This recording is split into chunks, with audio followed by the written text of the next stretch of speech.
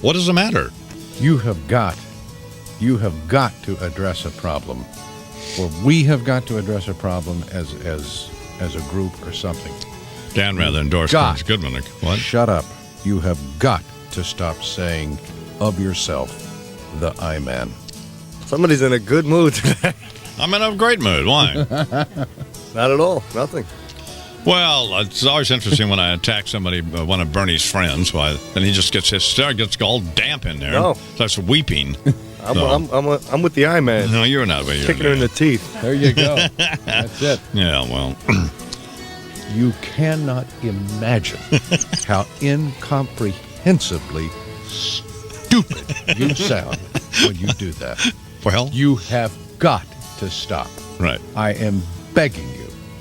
Barnacle told me a great story that he read in a memoir by the astronaut Buzz Aldrin. I don't know whether you've heard this, but after Neil Armstrong walked on the moon, he came back into the capsule, and everyone wondered what would he say after this incredible experience. And what he said was, "Good luck, Mrs. Gorski."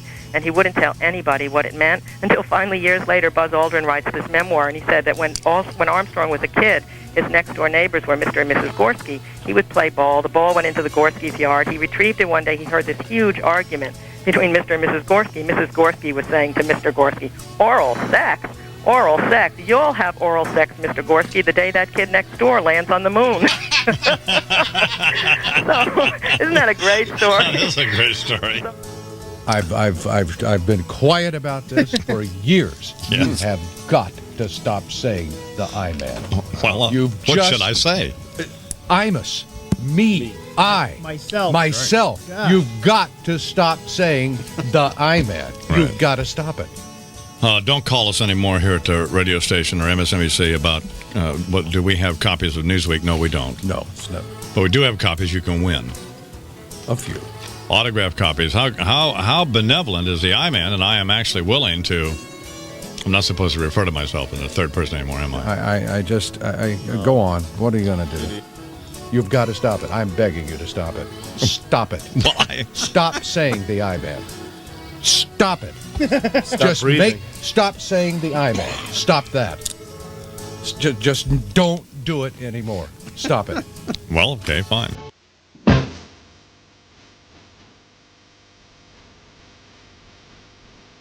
Married to Nora Ephron.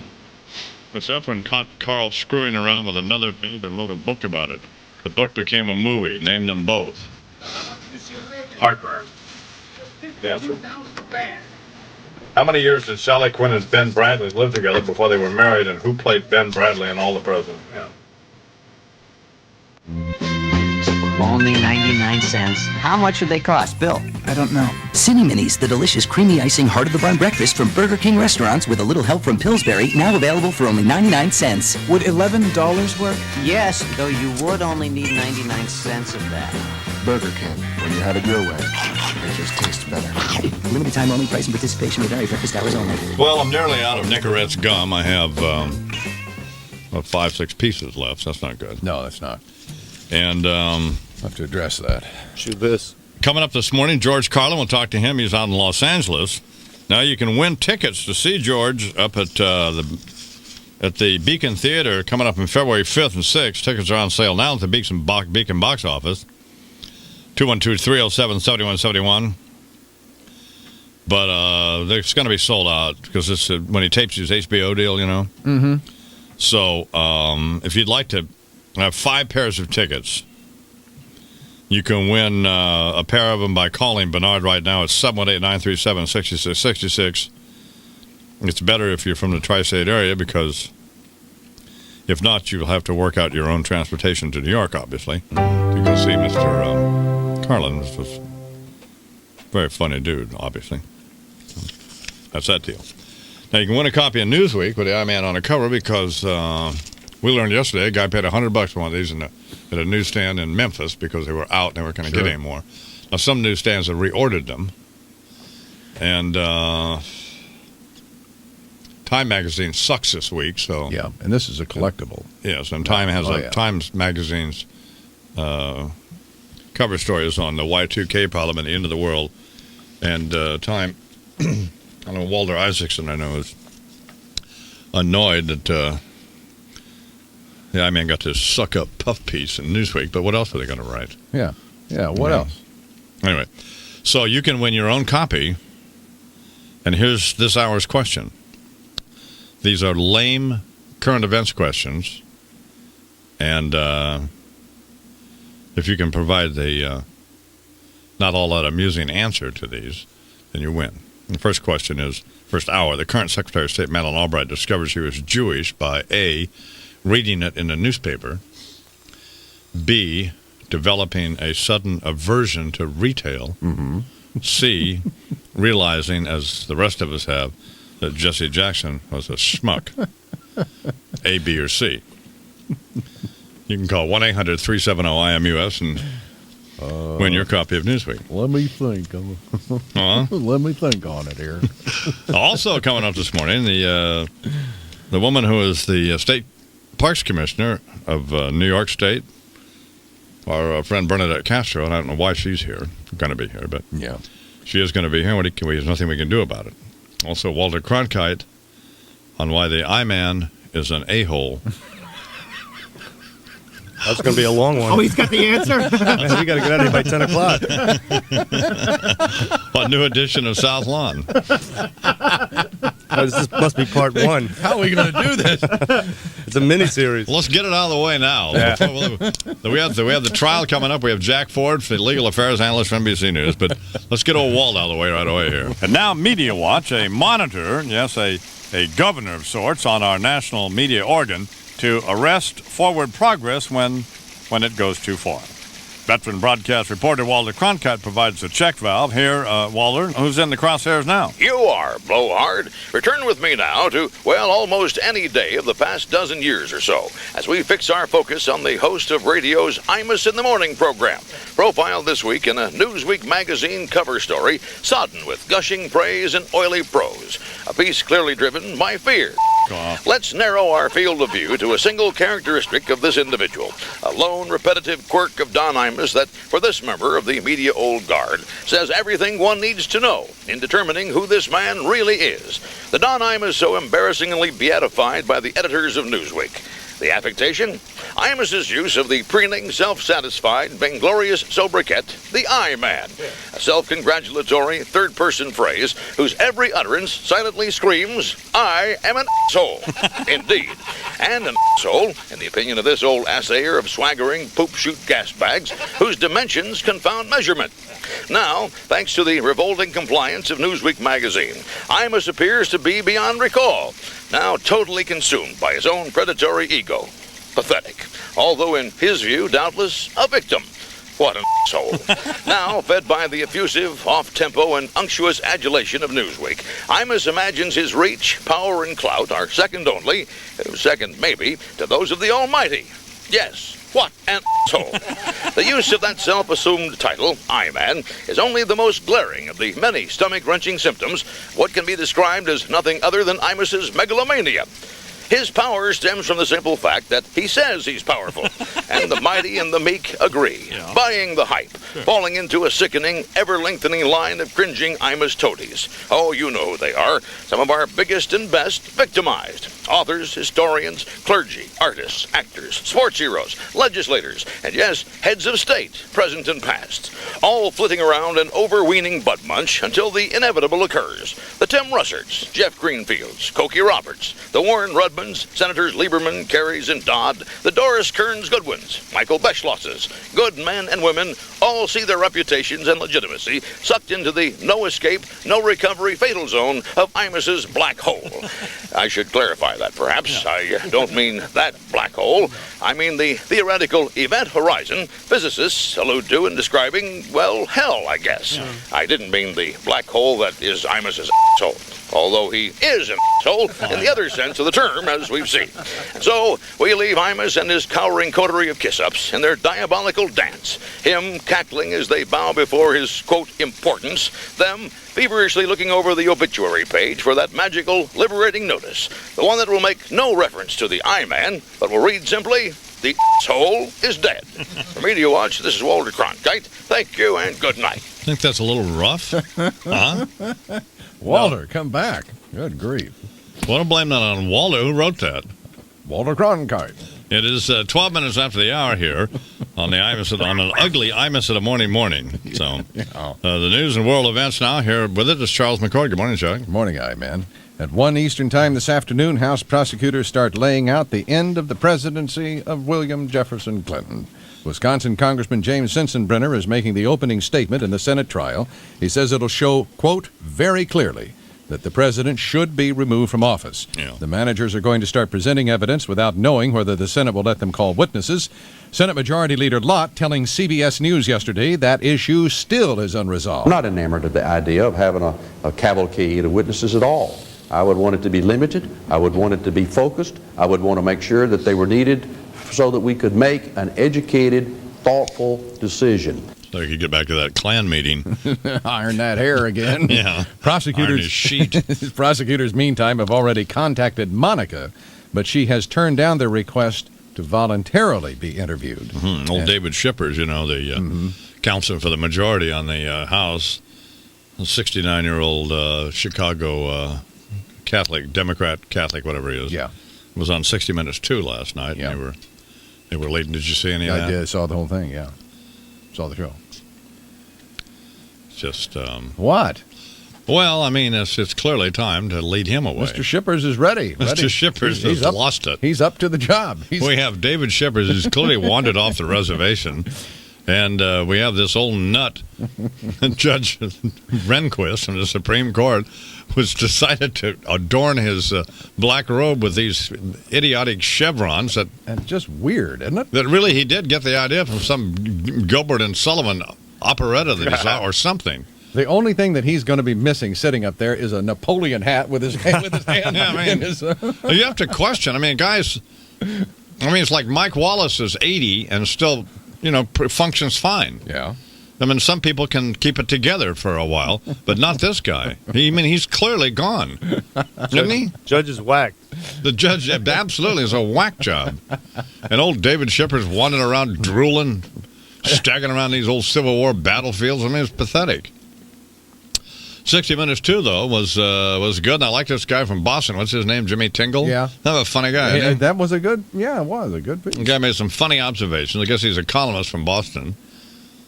And it was very amusing. I thought the show, you didn't know if you were looking at 60 Minutes 1 or 2. And for the Jimmy Tingle, I think his name is, he's going to be the Andy Rooney of 60 Minutes 2. This is his first essay. So, 1, he's nervous. 2, he hasn't figured out exactly how to do it yet.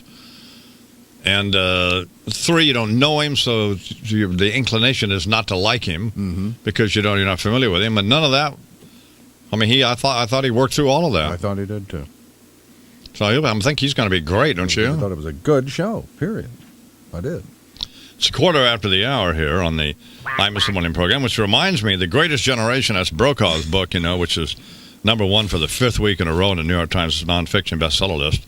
There's a documentary built around that book, although we'll air Friday night at 9 p.m.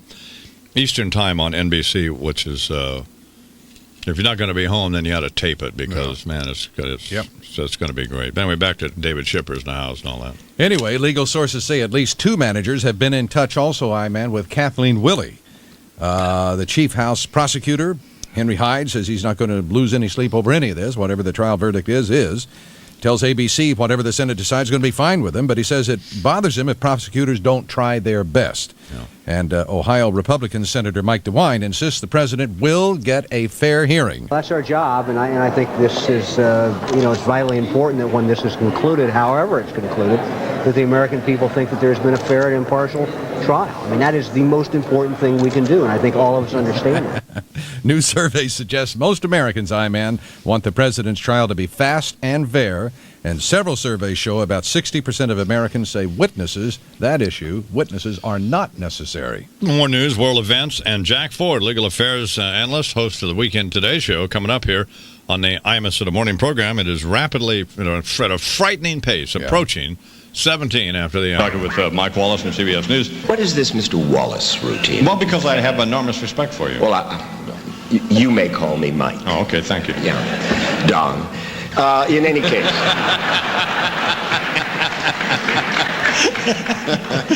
I cannot bring myself to say, I man. I mean, it sounds so stupid. It does sound stupid. And it sounds really stupid when you say it.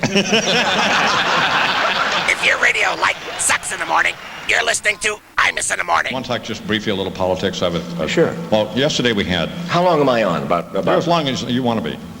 So. Until you fall asleep. Yeah. Thank you so much. Imus in the Morning. 20 years ago, America's cable company.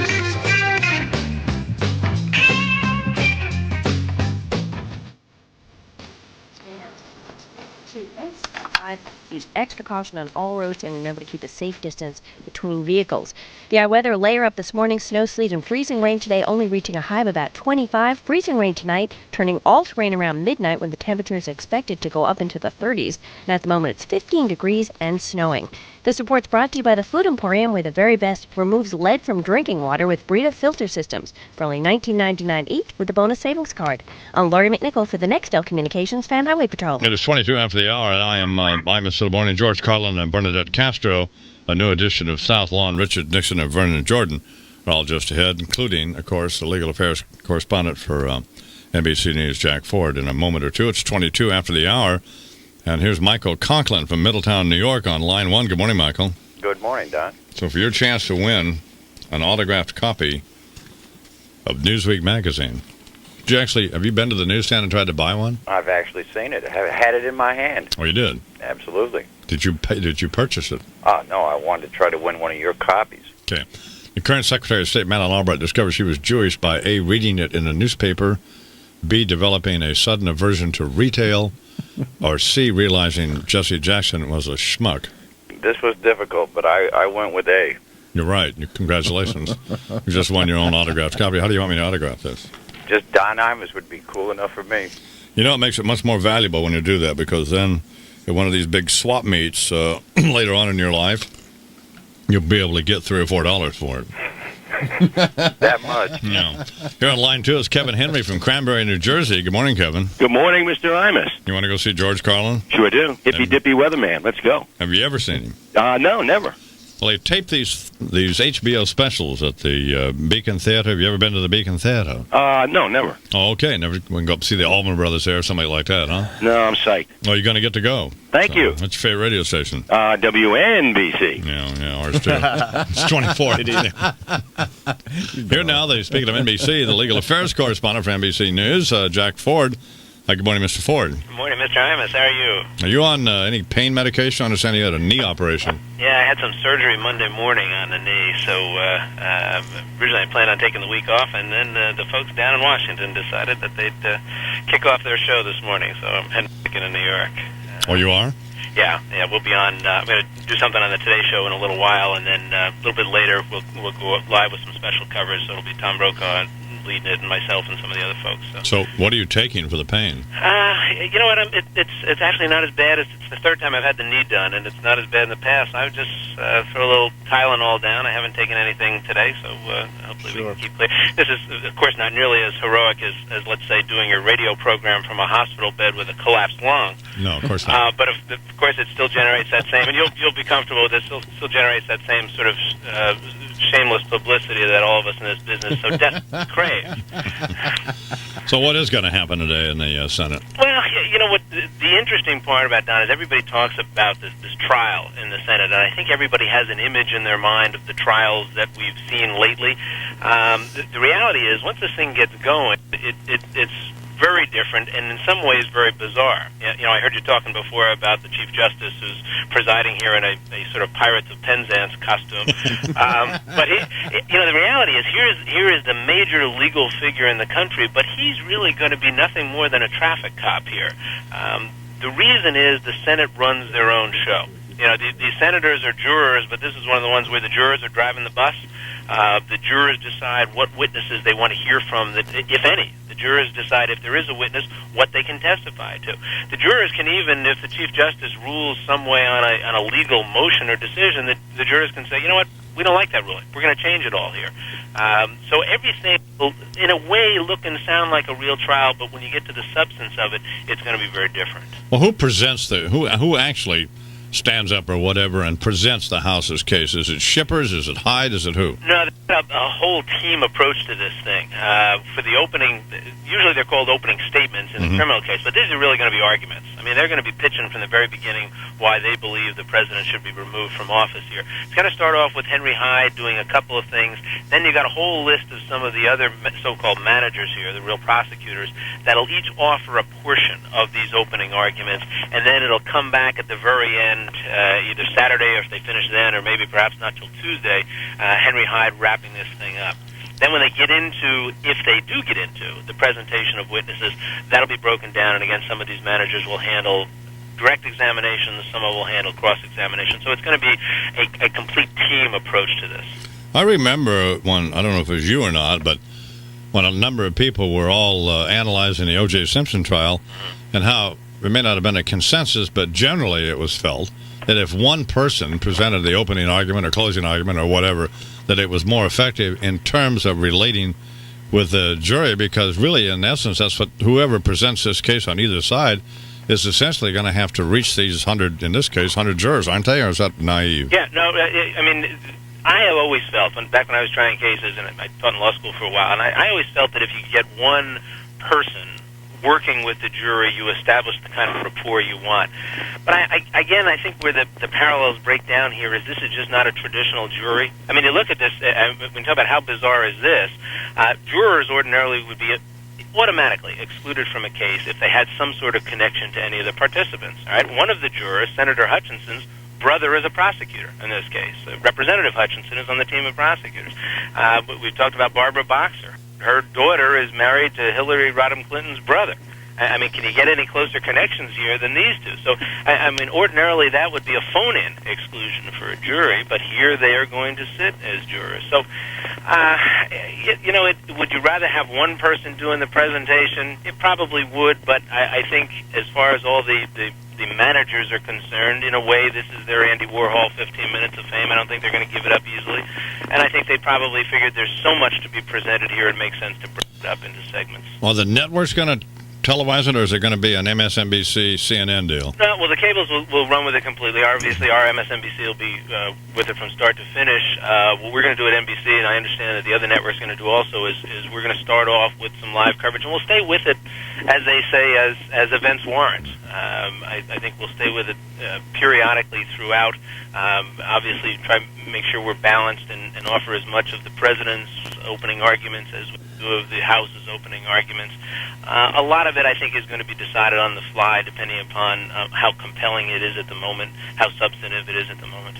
You're going to Washington, D.C., did you say? No, I'm going to be in New York. I'm going to be, okay. Tom's down in Washington, I'll be in New York. We've got some other folks down in Washington and in New York also, so we'll sort of cover all the bases that way. Are you like in a limo now, or what's the deal? I'm in a car. My driver is taking me in, and the roads aren't too bad. You know what's most remarkable about this whole conversation? And that is what? We learned that you actually taught in law school. I can't believe that. Hey, come on. Why is that? I don't know. I just thought, well, I always like to say something mean to you. I don't know why, because we really like you. So. Well, that's always nice to hear. I appreciate that. It's nice to get beat up a little bit, and then afterwards the tagline is, but he's not a bad guy, is he? You're not a bad guy. Thanks, Jack. Hope you feel better. I appreciate it, Don. You take care. Jack Ford, legal affairs correspondent for NBC News, the host of the Today Show, and well, he is a nice guy, isn't he? Charming fellow. Absolutely. Not a bad-looking guy either. Yeah. Okay. It's 30 minutes after the hour. More news and world events, plus South Lawn and Richard Nixon coming up. We're talking with Bernadette Kessler. She's the New York State Parks Commissioner. Yep. Did you meet Pat O'Brien? Yeah, I did. I said hi to Pat. Do I just sit here now, or what's the deal? No, we're talking with Miss Castro. She's our guest. You know, when Nelson Rockefeller unfortunately passed away, it was in his manner. I just don't like where this is headed. No, do you know what I'm saying? They didn't want to have the EMS people show up with Governor Rockefeller in bed with this woman. Let's talk about the Doris Duke Foundation, who just gave us $5 million. So they propped him up in a chair. Oh, jeez. They stuck a copy of the Wall Street Journal on his lap, but they put the shoes on the wrong feet. Don, and the paper was upside down. The paper was upside down. And by the way, the thing I mentioned before, they couldn't get it down. Stop it! If your radio sounds funny in the morning, you're listening to Imus in the Morning. I thought you'd like to know this stuff. I don't want to know this stuff. Why would you walk in here, the three of us? Why any woman would walk into this room and say, this ought to be fun. Suicide. Let's go on the Imus show. Imus in the morning. Well, you have to wonder. Sports Radio 66, WFAN. The bell has rung, the gloves are off, and both sides are coming out swinging. As Fetman's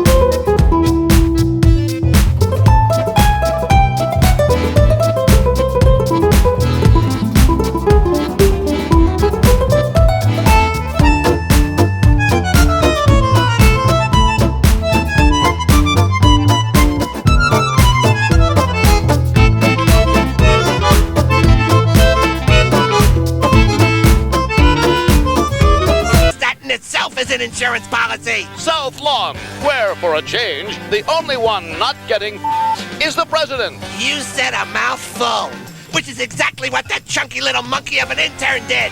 23 till the hour here on the Imus in the Morning program. I read an article yesterday where somebody's charging that about these Imus American Book Awards that I'm a racist and that the reason I nominated Lanny Guinea's book and Taylor Branch's Pillar of Fire, which is about Martin Luther King, Lanny Guinea's African-American, writing about being stiffed by Bill Clinton when she was nominated to be acting attorney general assistant attorney general for civil rights, was that it was my fig leaf to cover up my racism. Providing cover? Yeah. Okay, great. And then they quoted some remark that was made on this program, and it's always something that Bernard says. There's never anything I say. It's always something you say.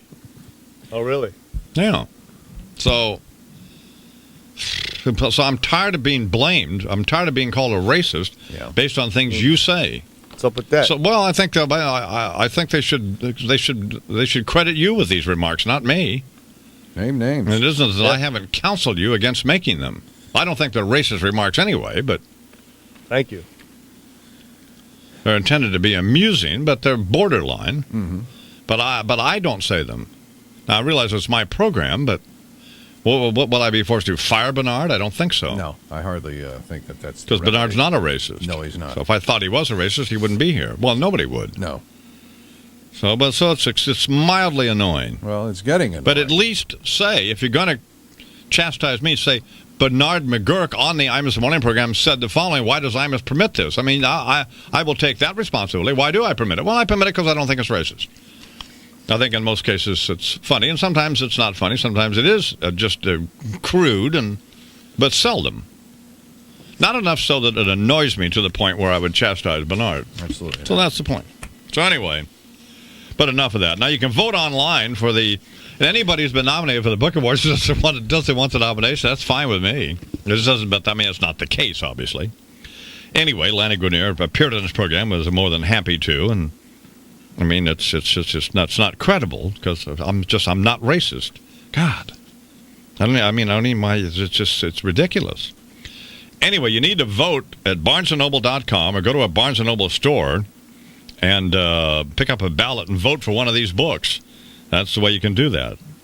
It's easiest at BarnesandNoble.com, but you ought to go in and buy the books too, which is what's the whole point of this. The books that have been nominated, the editors nominated in the fiction category, The Archivist from Martha Cooley, My Year of Meats, Ruth Ozeki, The Farming of Bones from Edwidge Danica. She's a woman writing about 20,000 people, Haitian immigrants getting croaked down there in some sort of ethnic cleansing deal. Not a very happy story. The fiction, the novels that I nominated are The Mourner's Bench, Susan Dodd, Freedom Land from Richard Price, brilliant, and Cities of the Plain from Cormac McCarthy, equally brilliant. And the nonfiction books that I nominated are Lift Every Voice, Lanny Guinier from Simon & Schuster. Pillar of Fire, America in the King Years, Simon & Schuster, Taylor Branch.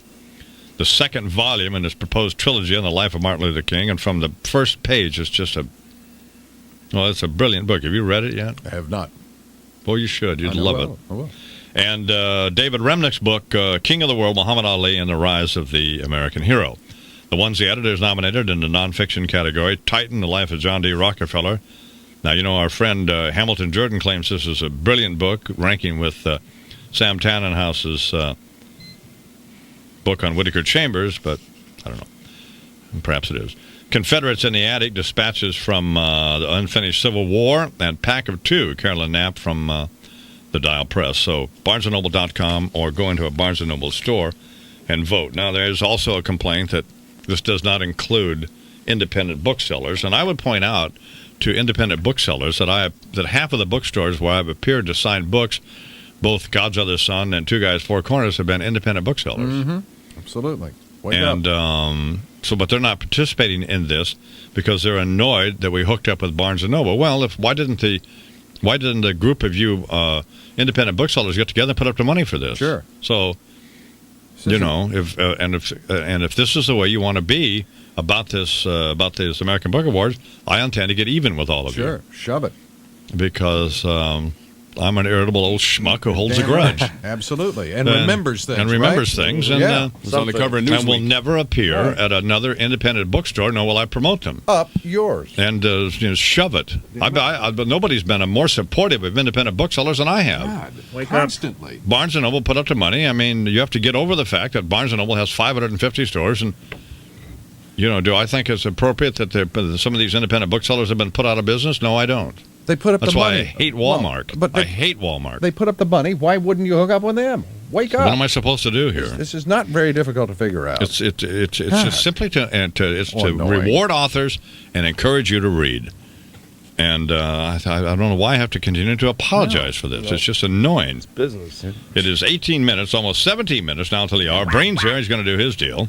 He has a sports deal. And they had the big retirement for Michael Jordan yesterday. Mm-hmm.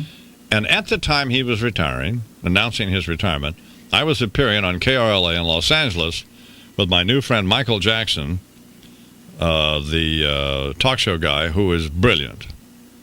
You ever heard him? Many times. I miss why do you wear that cowboy No, it's not hat? that Michael Jackson. No. But the guy is, he's just elegant and eloquent. Yeah. And one of the best interviewers ever on either radio or television, Michael Jackson, KRLA in Los Angeles. I mean, the guy's brilliant. He's a fascinating guy. Isn't he? He absolutely is. Is he a shock jock? No. No, he's not. No, he's not.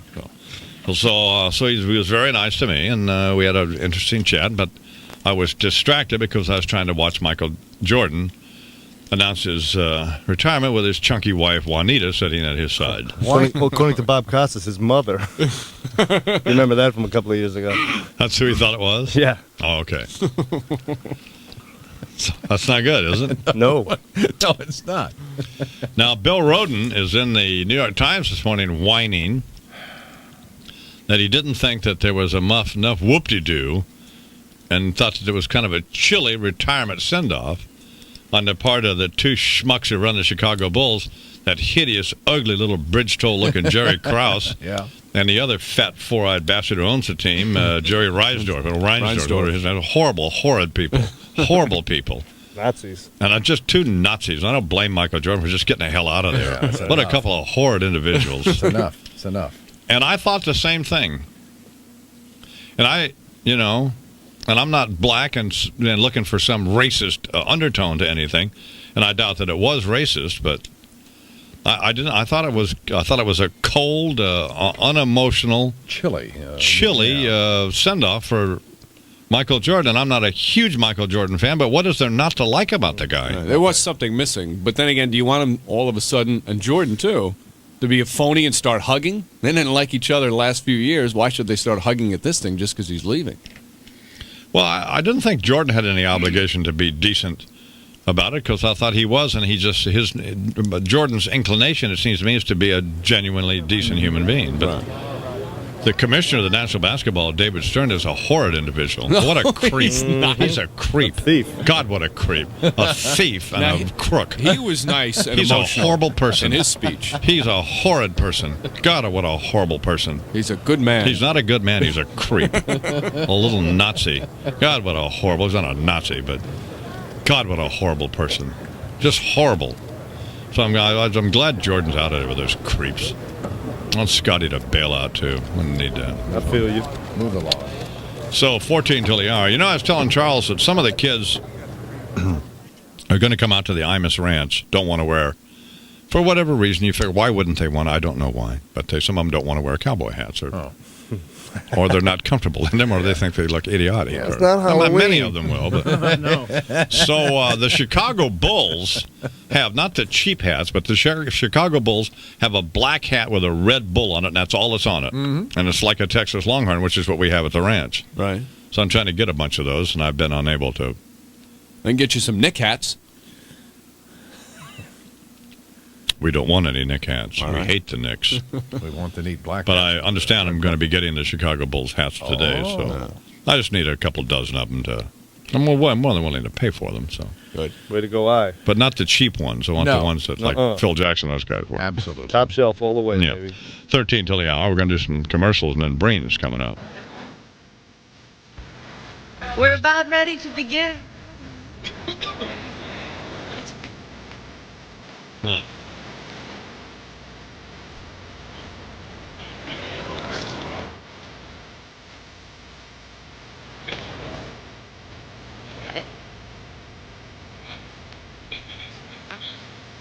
Imus in the morning. Imus in the morning, 2020 Sports rolls on. First it was MJ, now JJ. Good morning, Mike Breen with sports. A day after Michael Jordan announced his retirement, Jimmy Johnson will announce today he's stepping down as head coach of the Dolphins. Why? This news is shocking because Johnson has not given any indication he was getting tired of it all. His players and coaches say they had no idea, but there may have been a clue the day he was hired when he uttered this 3 years ago. Could have looked into the future here 3 years from now. And in that 3-year period, if I wasn't able to accomplish being the very, very best, then I wouldn't have accepted this job. I wouldn't be here. Well, he's not here anymore. He's not the very best. As the Dolphins 10-6 lost in the second round of the playoffs, his father says that his son told him he's just ready to retire and start enjoying himself. He bought a big plantation down at one of the Keys, you know. Right. Well, he's got this big boat. Yeah. He loves the boat down there. Mm-hmm. And then there's the big story that has a lot of validity to it, conflict with Dan Marino. Uh-huh. Those two absolutely hate each other. Really? He was upset with the officiating this year, so it's just a matter of he just got tired of it all. Yeah. Press conference 11 a.m. today. Good coach, though, isn't he? Great coach. Yeah. Speaking of retiring, and that Michael Jordan sham yesterday, the so-called retirement press conference, Yeah. when asked, is this really it for good? Jordan stumbled and admitted no. I never say never, but 95, 99.9%. 99.9 is says as you read it. You know, it's not really 100%, but it's close.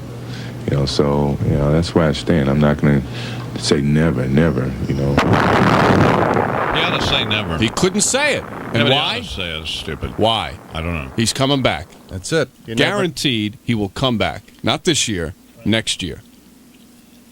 So enough with these retiring press But conferences. that's a mistake for him to come back. Yes, it is. Or it was a mistake for him to retire and come back. Just keep playing. Why would he? I mean, he's really got to be smart about this. I mean, it's just not. It's clearly not about money. Just say no. That's all. So when the Knicks suck again this year, the little bald-headed guy gets blown out of there. They hire Phil and Jordan plays in New York. Is that possible? No, will not happen. Okay. And the Knicks will not suck this year, as you say. And the Clippers, did they have their press conference? Go Yes, through that? embarrassing moment for the Clippers yesterday. They held a press conference to announce Chris Ford as their new head coach. Ford opened up the press conference this way, talking about his new team. Young, talented players on this squad that we hope to be able to fashion and mold into a team that is going to be fun to watch, exciting, and one that's going to work day in and day out. After hearing words like talent and exciting, Clipper officials realized there was a misunderstanding and told Ford it was the Clippers' job and not the Lakers' job he'd accepted. Ford then immediately resigned, thinking he had taken the Lakers' job. So a new search committee has been formed for the Clippers. They hope to have a head coach in place sometime next week. Another bit of idiotic timing, Mike Tyson. They had a press conference yesterday for this fight with Francois Botha, whatever. What's his name? Botha. On Saturday night, and we've tried to get the champ to appear on the program, but we were unsuccessful. Well, we have a cut of the champ as well. We do. Because he said he really couldn't say what he wanted to say after what happened the day before. They put a muzzle on me. I really can't express what I really want to say today, because I had an incident on television. One of these gentlemen from New York. The gentleman, of course, Russ Salzberg. That ain't no gentleman. And what did Russ do? I heard Russ didn't do anything. Nothing. No. Except fold up like a $2 suitcase. I mean, it's one thing you can holler at the listeners, but when it came time to step up and take on the champ, who, by the way, wasn't in the same room with it. It wasn't like the champ was going to freak out and punch him. But he didn't instigate the incident. Right. Russ did. He didn't lower himself. He folded up, but he didn't. No, he didn't start. He didn't lower himself to Tyson's level. No. Yeah. So. Too bad. It is too bad because we're trying to get I'm trying to get an interview with Tyson that we're going to tape back in the production studio so that I can then say anything to him I feel like saying, and I'll start out nice and then so and then immediately go to. So were you taking it in the butt in prison, champ, or how did that exactly work? Imus in the morning. See how he reacts to that. No. Let him talk to Jimmy the Wags and Vinny because he has a problem. All right, let me talk to you now about the Duxiana situation. Log on to America's smartest morning radio. Imus in the morning. Get the newsmakers behind today's headlines now on imus.msnbc.com. A complete look back at the day's opening arguments as the Senate trial of the president gets underway. The news tonight at 9 on MSNBC. From the NBC News Archives and MSNBC, this is Time and Again 2000. The destructive power of a major earthquake may be the most terrifying natural event on Earth. January 17th is an unforgettable date for big quakes. On that date in 1995, the Japanese city of Kobe was struck. Exactly 1 year earlier, a massive quake hit Northridge, California. The quake struck an area where more than 1 million people live. So far, at least 24 people are known dead. Hundreds have been injured. Early estimates of property damage are in excess of $500 million.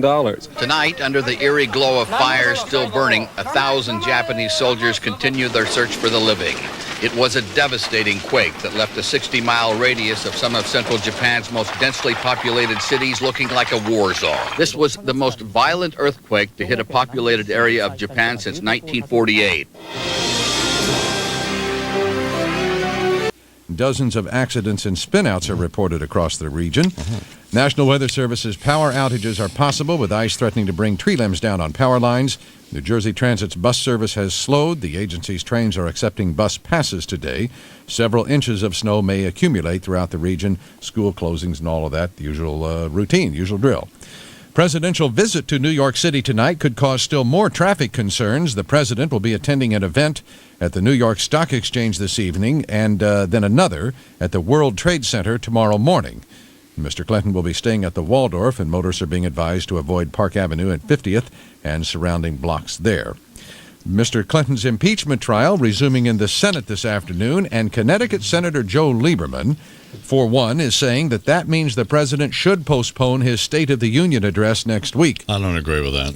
The Democratic senator says the timing is awkward at best because the speech is scheduled for Tuesday, the same day the president's lawyers are to begin their case in the Senate. Oh, yeah, but I mean, you can't stop the wheels of government because we've got a bunch of Nazis in the House that decided to try to, Please put a sock on it.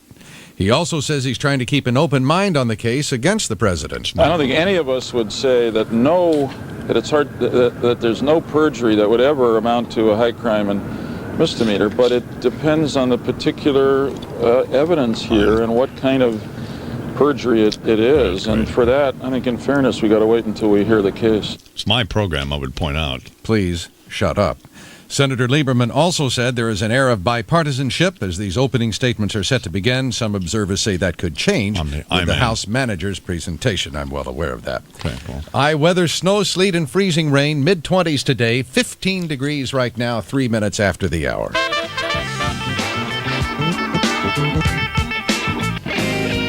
I am Imus in the morning. It is 5 minutes past the hour. George Carlin is coming up this morning, plus an opportunity for you to win some George Carlin tickets as he tapes his HBO special up at the Beacon Theater on the Upper West Side of Manhattan. We'll talk to Mr. Carlin, and you'll get a chance to win the tickets coming up. Also, you can win your very own autographed copy of Newsweek magazine, the January 18th edition, with me on the cover by answering hideously lame, unfunny, uninspired current events questions. Michael Conklin of New Hampton, New York, this morning won the first copy. The question was, the current Secretary of State, Madeleine Albright, discovered she was Jewish by A, reading it in the newspaper, B, developing a sudden aversion to retail, C, realizing Jesse Jackson was a schmuck. The appropriate answer was A.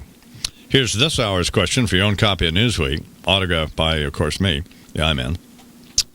Carl Bernstein was once married to Nora Ephron. Miss Ephron caught Carl screwing around with another babe and wrote a book about it. The book became a movie, named them both. The question should be, who was the babe he was fooling around with? And I think, I don't know if it was the woman who eventually married Peter Jennings and now is married to Richard Holbrook, or it was some other old babe, somebody. Well, let's not speculate until we... But anyway, that's not the question. The question is, what was the name of the movie and a book authored by Miss Ephron, who now is married to Nicholas Pileggi, quite happily, by the way, no longer having to endure that hideous creep, Carl Bernstein, who's not a bad guy, actually, by the way. In fact, he's been on the program. In fact, he made a mistake, that's all. I think he was drinking in those days. Yeah. And probably as a result. I think he's a recovering alcoholic, though I'm not sure. Demon rum. I think that's what it was. So, not that that's an excuse, but it is an explanation. Yeah. So anyway, it's time for the national news. Oh, and you want to win, call 1-800-370-IMUS. Good. And do you know the answer, Bernie? I gave you the answer. I do, yes. Oh, okay. All right, here's Chuck with the news. World events, all that. Good morning, Charles. Good morning, I-Man. Starting at 1 o'clock Eastern Time this afternoon, prosecutors from the House begin laying out their impeachment case against President Clinton in the United States Senate. Wisconsin Republican Congressman James Sensenbrenner will make the opening statement in the Senate trial. He says it'll show very clearly, his words, the president should be removed from office. The managers are going to begin presenting evidence without knowing whether the Senate will let them call witnesses eventually. Senate Majority Leader Trent Lott says the witness issue remains unresolved. If the Senate concludes they need witnesses to make a justified decision, we should have them. If the Senate feels they don't need them, they've got enough information, they don't want to hear from witnesses, we won't have them. Prosecutors, meantime, have already been in touch with Monica Lewinsky's lawyers, who have declined prosecutors' request for a voluntary interview. And sources say at least 2 managers have been in touch with Kathleen Willey, the woman who claims that President Clinton once groped her, grabbed her crotch, and what have you. It was the wife of the British ambassador at that time that Carl Bernstein felt compelled to betray Miss Ephron with, and we can't remember her name or the British ambassador's name, but perhaps we could get that later, but I don't know that it's important, although it could be tomorrow's question, one of them. The New York Times reports this morning that a small group of Senate Republicans has secretly met with House impeachment managers to discuss the criteria for calling witnesses. Ohio Republican Senator Mike DeWine is insisting the president will receive a fair, just trial. That's our job, and I think this is, it's vitally important that when this is concluded, however it's concluded, that the American people think that there's been a fair and impartial trial. I mean, that is the most important thing we can do, and I think all of us understand that. News surveys suggest most Americans want the president's impeachment trial to be fast and fair, and a number of surveys show about 60% of the public believes witnesses are not necessary in the case. Majority Leader Lott on what he thinks about public opinion. I don't think it's relevant. We have a duty to do. We didn't ask for this. You think the Senate wants to do this? Is that Trent Lott? Yes, that was Trent Lott. Okay, there's a picture of Senator Lott posing with officials of the pro-right Council of Conservative Citizens as recently as 1997. And Senator Lott has insisted now for a month that he has no first-hand knowledge of the views of the Council of Conservative Citizens, which calls itself pro-white. That comes as news to a lot of people back home, including, unfortunately, Senator Lott's uncle Arnie. Trent is an honorary member, said Arnie Watson, who is a former state senator, tax assessor, now a member of the council's executive board. He's spoken at meetings, added Mr. Watson, who Mr. Lott once fondly recalled as his favorite uncle when, as a youth, his grandfather and uncles gathered to talk politics out on the porch. It would be difficult for any conservative politician here, Democrat or Republican, to remain ignorant of the Council of Conservative Citizens. That on page A9 of this morning's New York Times.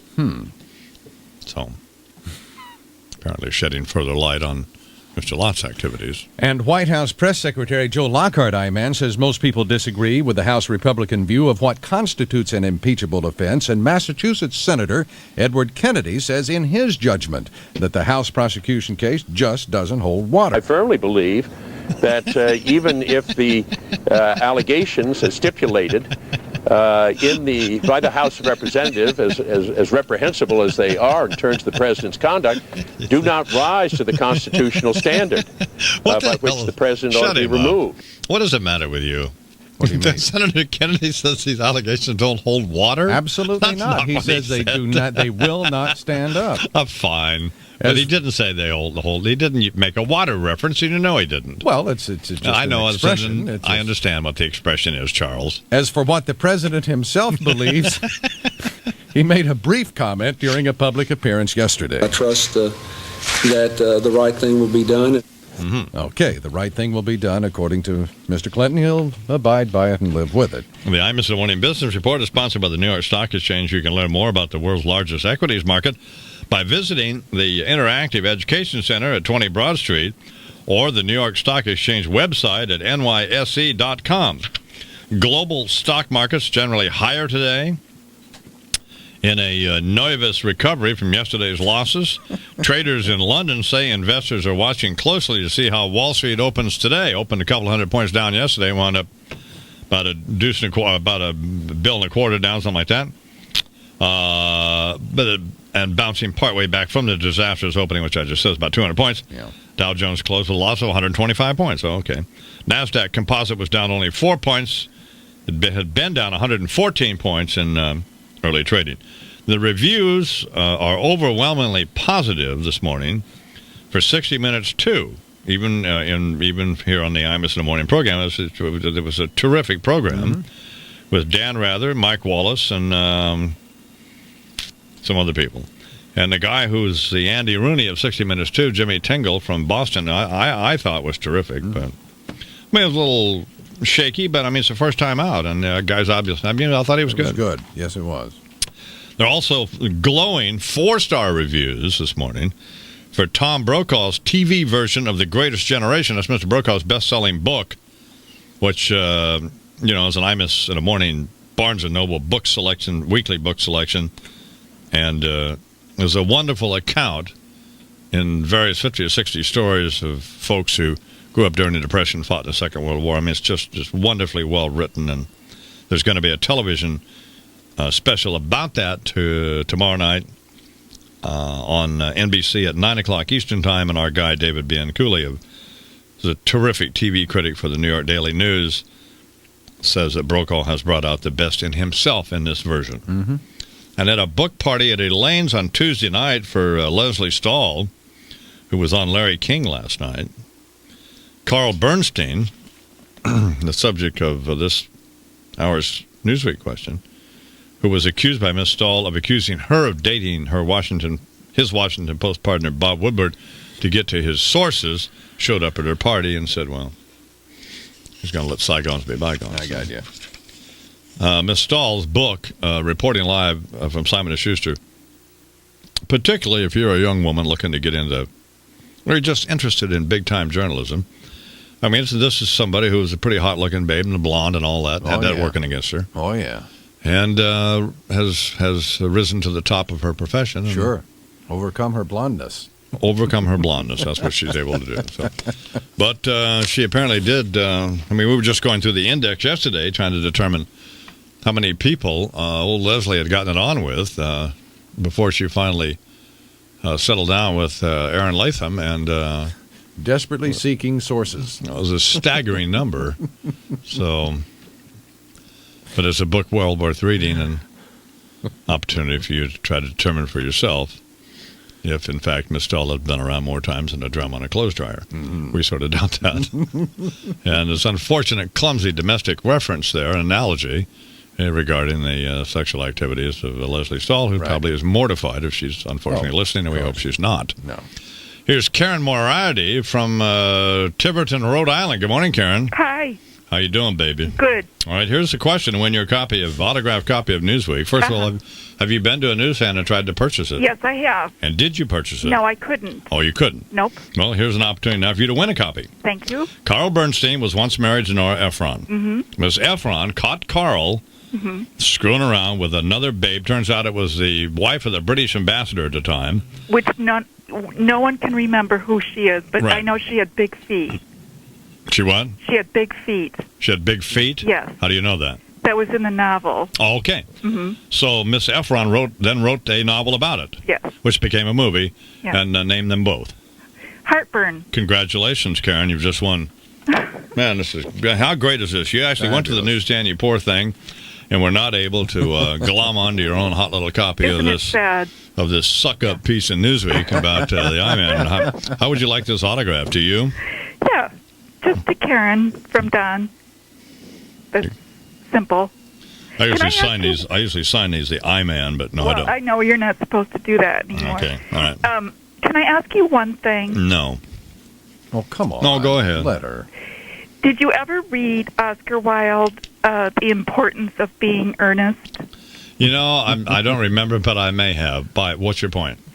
Well, I just thought the title on Newsweek, I thought maybe it wasn't all that flattering, the importance of being I-Man, or Imus, if that was their reference. It could have been a very subtle reference, couldn't it? Yeah. Very interesting. Good point, very man. interesting and very interesting and literary observation, Karen. Okay. Let's hope that's not the case, but I would be pleased were it, because we would have liked to have seen something negative in this whole piece. I mean, it's worth a read. I suspect it wasn't, but knowing how fearful they are of me over there. It's 17 after the hour. It's a cheating situation.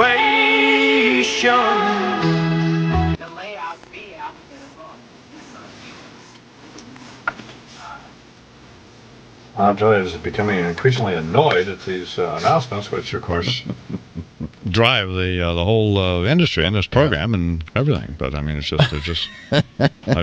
can't take him anymore. I hear you. George Carlin will be at the Beacon Theater February 5th and 6th to tape his annual HBO special, which is just brilliant, of course. Mm-hmm. We need to patronize George, but he doesn't need it. But tickets are on sale now at the Beacon box office.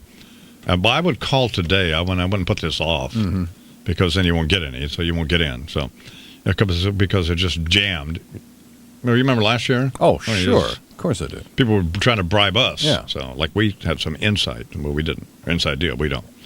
But call Ticketmaster at 212-307-7177. Well, we do have 5 pairs of tickets to give away. You can win a pair now. Call me at 1-800-370-IMUS. And I'll give you 2 tickets to see Mr. Carlin at the Beacon Theater. Mr. Carlin joins us now live from Los Angeles. Is that right, George? Are you in L.A.? I'm in Los Angeles where it's yesterday. Very early here. It feels like Wednesday. It does. How you doing, guys? I'm fine. How are you? I'm at the disadvantage of not being able to hear much of any of the show this morning. Well? I listened to Art Bell, and he's tuned into Venus. Yes. Well, he disappeared for a while, didn't he? Yeah, I think a guy with a show like that should disappear every now and then. I've never heard him. I mean, but it's devoted essentially to talking to extraterrestrials or about them. All paranormal stuff, what they call paranormal. Yeah. Anything that's a little bit weird and outside the normal spectrum, Art is there.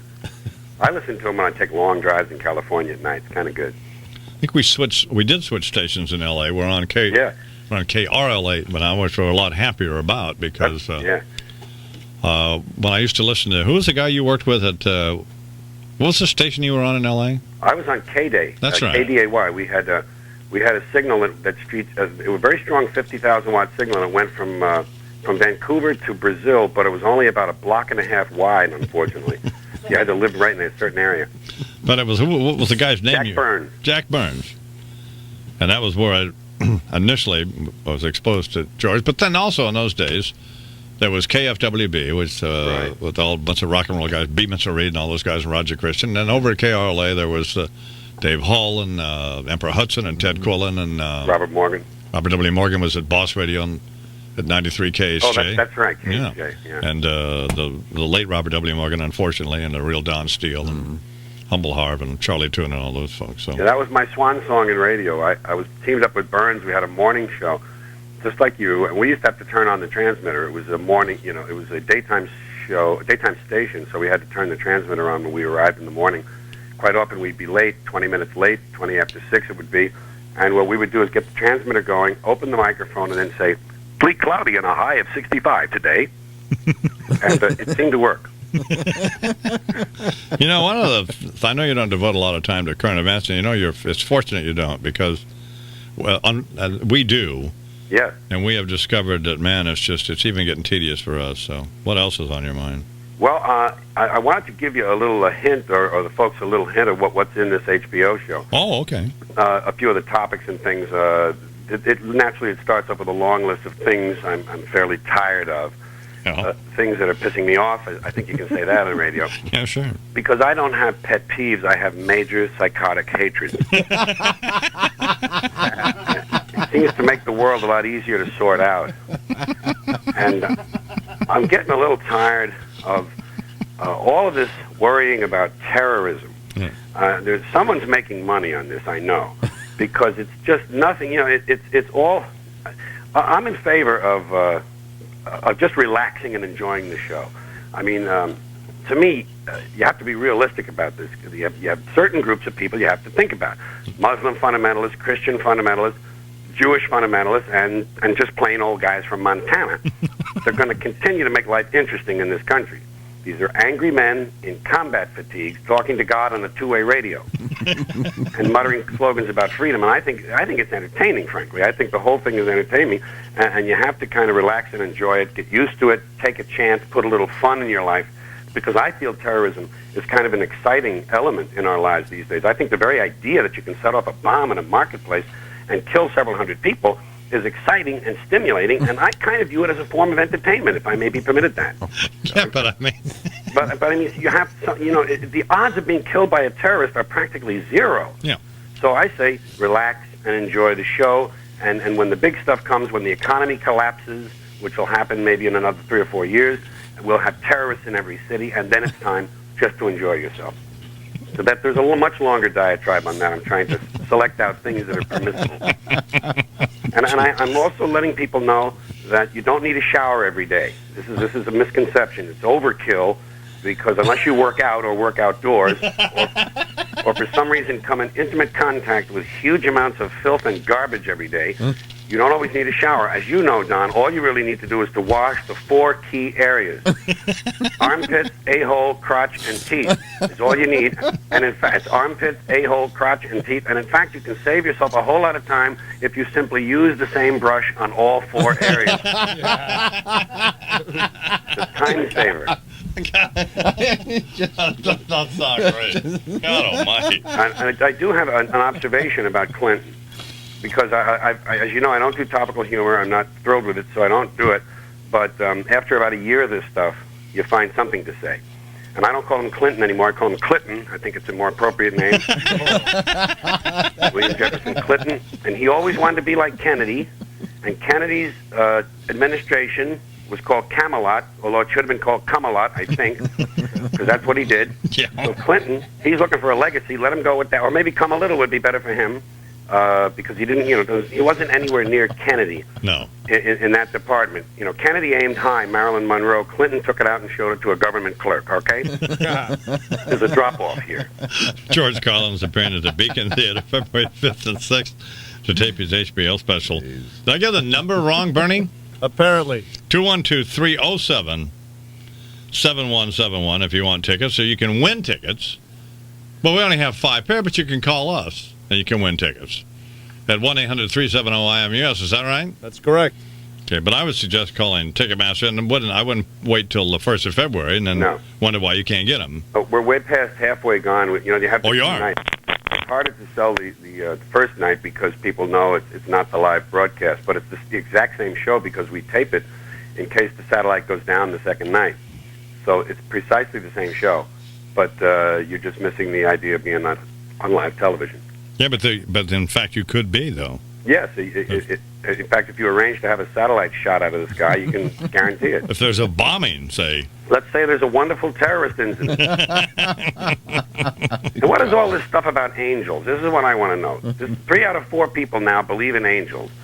What are you, stupid? I mean, this is probably just nothing more than a massive collective psychotic chemical flashback from all the drugs from 1960 to 1990. 30 years of adulterated street drugs will get you some angels, my friend. And I don't know why people, if they're going to believe in angels, don't believe in goblins. I mean, you never hear about goblins except on Halloween, and it's always negative. And zombies, where are all the zombies? You never see them. I mean, it's the trouble with zombies. They're unreliable. No TV shows devoted to them, of course. So those are a few of the items. I have a few language things in there about, how we use the language in America. I'm doing some things about white people. I'm doing some things about men. And I know you're very hooked into children, Don, so I don't want you to take offense at the thing I'm going to do in the show about kids and parents, but it's largely directed at these yuppie, striving parents who are overscheduling their children. So there's, they go to stuff like spinach lessons, wind therapy, after school, taking up their time. So I'm kind of opposed to that, and I'm going to have a few things to say, and I have a long bit about advertising. Even though I am doing 10, 220 commercials myself, I still attack advertising in my show. Some people don't understand that. They think it's out of place. It's inconsistent, that for me to do the commercial even.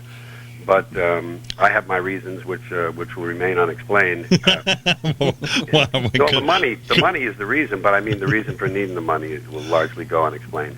Yeah, we just don't get to get into that, right? Pay off a huge blackmail payment. I thought I was surprised to see both you and. Do you like Dennis Miller? I like Dennis. Yes, I have a little trouble sometimes with the smugness, but I do like his mind. He has a great mind. I wonder. Yeah, well, I wonder why he's smug and why he's so angry, because the guy has the potential to be brilliant. But yes, it puts me off just a touch. But he does those 10, 220s as well. I don't know what their strategy is overall with the different people they hire. Tony Danza is thrown in there in the middle of that. I don't know how it works. Do you? No. You mean the numbers? I don't know what. I mean, I don't know what you do. Do you dial? Do you know, Charles? Yeah. I think you dial 10, 220, 1, and then and then you're calling. The number, right. And then what happens? You get a reduced rate. A man comes on and calls you a bastard. Everything else all right with you? Everything's wonderful out here. I'm in love. Don, I'll tell you more about it when I see you in person. I'm in a great love affair that looks very, very serious. Oh, I'm happy to hear that, actually. Smart woman and funny as can be and great looking. Good for you. Thank you for getting up and appearing on a program, and good luck with the show. I'm going to go out and deliver my papers now. George Carlin, here on the Imus in the Morning program. Mr. Carlin will appear at the Beacon Theater February 5th and 6th. As I mentioned, tickets are on sale at the Beacon box office. It's a great show. They're great shows. Yep. And they're just screamingly funny shows, and he's a screamingly funny guy. And, you can call Ticketmaster 212-307-7171, or you can win tickets here on the Imus in the Morning program. Mr. Carlin's wife passed away. He's been married for 35 years, I believe. It was a hideous, horrible story. And, they were really just partners. Yes, they were. Absolutely. And she passed away about a year ago, Bernard? Yeah. So I'm happy to hear that he's met somebody. That's good, isn't it? Yes, it is. Because it's kind of wondering what the guy was. I mean, we're not close friends. He just appears on a program. But, but he is the kind of guy you instantly like, don't you? Just immediately, just an automatic appeal. Absolutely. Yep. So I was wondering what he was going to do, and apparently that's good. That is good, isn't it? Yep. 25 till the hour here on the Imus in the Morning program. I am completely out of gum now. Uh-oh. Whoa. I mean, I have one piece of Nicorette gum. cut it. And I had 6 or 7 pieces here this morning, and I can't find it. I mean, I couldn't have chewed it all, could I? Yeah, you could have. I could have? Yeah, just because almost just, you don't even think about Like a going cow, through the Yeah. You know what I mean? Because I don't chew it the way you're supposed to chew it. I don't smoke, so that's a benefit of it. But I don't know. Eat your gum. Did you talk to Dana? She's bouncing around every pharmacy on the way down from Connecticut, and hopefully she has it. Well, every pharmacy has it. It's not difficult. It's not difficult to get. Well, They have it in supermarkets. Then you'll be fine then. Yeah, sure. It's 25 till the hour now. Right here. Let's see. What was we talking about? Sick City. Yeah. Restless people from a sick city burnt their homes down to make the sky look pretty. What can I do? I'm just a person. This is the line that we always seem to hear. You just sit. Things get worse and watch TV and drink your beer. Imus in the morning. Forward progress when it goes too far. Veteran broadcast reporter Walter Cronkite provides the check valve. Here, Walter, who's in the crosshairs now? You are, Blowhard. Return with me now to, well, almost any day of the past dozen years or so, as we fix our focus on the host of radio's Imus in the Morning program, profiled this week in a Newsweek magazine cover story, sodden with gushing praise and oily prose, a piece clearly driven by fear. Let's narrow our field of view to a single characteristic of this individual, a lone, repetitive quirk of Don Imus that, for this member of the media old guard, says everything one needs to know in determining who this man really is. The Don Imus so embarrassingly beatified by the editors of Newsweek. The affectation? Imus's use of the preening, self-satisfied, vainglorious sobriquet, the I-Man, a self-congratulatory third-person phrase whose every utterance silently screams, I am an asshole. Indeed. And an asshole, in the opinion of this old assayer of swaggering poop-shoot gas bags, whose dimensions confound measurement. Now, thanks to the revolting compliance of Newsweek magazine, Imus appears to be beyond recall, now totally consumed by his own predatory ego. Pathetic. Although in his view, doubtless, a victim. What an asshole. Now, fed by the effusive, off-tempo, and unctuous adulation of Newsweek, Imus imagines his reach, power, and clout are second only, second maybe, to those of the Almighty. Yes. What an asshole. The use of that self-assumed title, I-Man, is only the most glaring of the many stomach-wrenching symptoms, what can be described as nothing other than Imus's megalomania. His power stems from the simple fact that he says he's powerful, and the mighty and the meek agree, buying the hype, falling into a sickening, ever-lengthening line of cringing Imus toadies. Oh, you know who they are, some of our biggest and best victimized. Authors, historians, clergy, artists, actors, sports heroes, legislators, and yes, heads of state, present and past, all flitting around an overweening butt munch until the inevitable occurs. The Tim Russerts, Jeff Greenfields, Cokie Roberts, the Warren Rudmans, Senators Lieberman, Kerrys, and Dodd, the Doris Kearns Goodwins, Michael Beschlosses, good men and women, all see their reputations and legitimacy sucked into the no escape, no recovery fatal zone of Imus's black hole. I should clarify that, perhaps. I don't mean that black hole. I mean the theoretical event horizon physicists allude to in describing, well, hell, I guess. I didn't mean the black hole that is Imus's asshole, although he is an asshole in the other sense of the term, as we've seen. So we leave Imus and his cowering coterie of kiss-ups in their diabolical dance, him cackling as they bow before his, quote, importance, them feverishly looking over the obituary page for that magical, liberating notice, the one that will make no reference to the I-Man, but will read simply, the asshole is dead. For Media Watch, this is Walter Cronkite. Thank you and good night. A little rough, wasn't that, Chuck? Just a tiny bit. Yes, darn it, Mr. Cronkite. Well, who wrote that? Deirdre? Walter. Deirdre. I'm pleased to observe that, as Charles did, that Walter mispronounced sobriquet, rather. He pronounced it sobriquet, so. Well, I just anglicized it, as he would. Mm-hmm. Well, that's all. Well, yeah, but unacceptable and a glaring error. Oh, shush. Which he will hear about this morning. Stop it. You can now buy Kinky Friedman's The Songs of Kinky Friedman, which is a great album.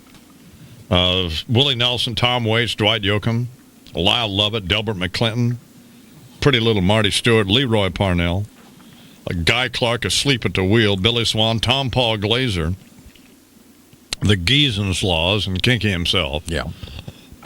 Excuse me, all singing Kinky songs. Pearls in the Snow, you can get it from Fred out at the ABX, 1-800-272-1957. Pearls in the Snow, 1957 from the Auto Body Express. The cassette version is $14.57, so they sold out. Excuse me. Damn it, they sold out the first day. No kidding. So they ordered more, so you can call them and get yours before they're absolutely all gone. Great. And you can get Fred's Southwest Salsa at all Pathmark and Star Market supermarkets. Mm-hmm. It is the best salsa made, period. Absolutely. And you're thinking, well, of course he's going to say that because it's his and his brother's, and why wouldn't he say that? Well, okay, then go buy one jar and tell me if there's stuff any better. Just try it. All natural ingredients. It's thick and chunky, ain't funky, and will not slip off your turquoise buffalo tortilla chip. So when you go to Pathmark or Star Market supermarkets, look for Fred's Southwest Salsa. Look for the turquoise buffalo on the label and on the lid. Yeah.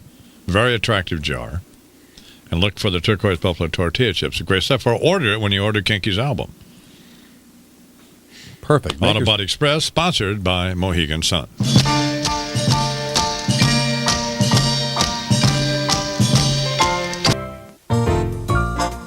I've seen every card there is. Thousands of cards. Super 8's VIP card. It says, congratulations, your reservation is guaranteed, and you get 10% off.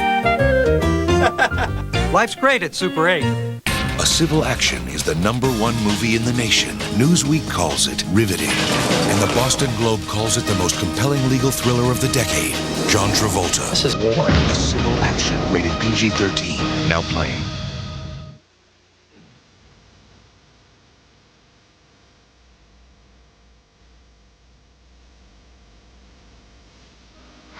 It's a hideous habit. I'd like to break that habit. Yeah. What time did Cronkite run the second time here? 7:40. Let me talk briefly before the Pencil Neck Geek. Okay.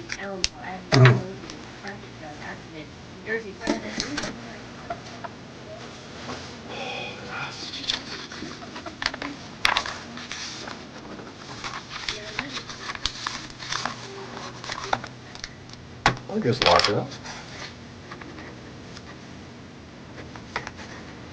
What is going on? The next telecommunications Fan Highway Patrol. It's 9 minutes till the hour here on the Imus Morning Program. I'm greatly disappointed in the retirement announcement of Michael Jordan's yesterday. And William Roden writes about it in the New York Times this morning. Even before I read his column, I felt that it was a fairly chilly send-off for Mr. Jordan. Well, there's two fat, pig-eyed little Nazi weasels of the Chicago Bulls. That little bridge troll-looking geek Jerry Krause, who's a hideously horrible human being. And the fat thief who owns the team, the Reindork. What's his name? So... But at least Jordan had the sense and class not to hug either one of them. Well, you saw Reinsdorf wanted to hug him, but Jordan quickly extended that arm for a handshake. Good man. Good for Michael Jordan. Good for Michael Jordan. Get the hell out Absolutely. of there. Right. Those two geeks. Baby, you gotta love it. Imus in the Morning, 2020 Sports. The Dolphins lose their coach. Good morning, Mike Breen with Sports. Jimmy Johnson expected to announce later this morning he's stepping down as head coach of the Miami Dolphins.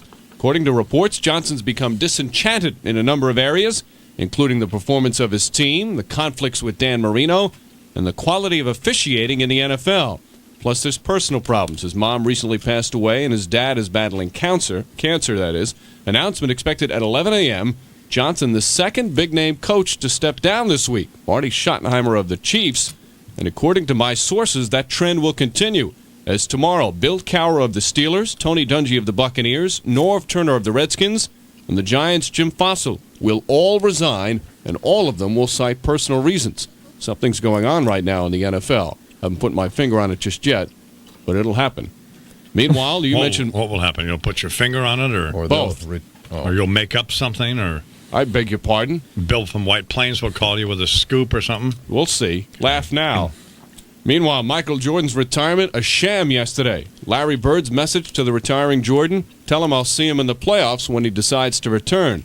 Bird right on the money, as Jordan could not say he would never return during his retirement press conference. 4 different times, 4 different reporters asked him if this was it, and 4 different times Jordan responded with never say never. He also talked about himself. I think the game itself is a lot bigger than Michael Jordan. These guys have, played the game way before Michael Jordan was born. And Michael Jordan came on the heels of all that activity. 3 third-person references in just 11 seconds, another great milestone for Michael Jordan. Beats my record even. I think so. Good to go somehow. The Mike Tyson-Francois Botha press conference yesterday, last one before the fight Saturday. Good idea to have it on the day Michael Jordan retires, but good thinking there. One of Tyson's associates, Steve Crocodile Fitch, was arrested.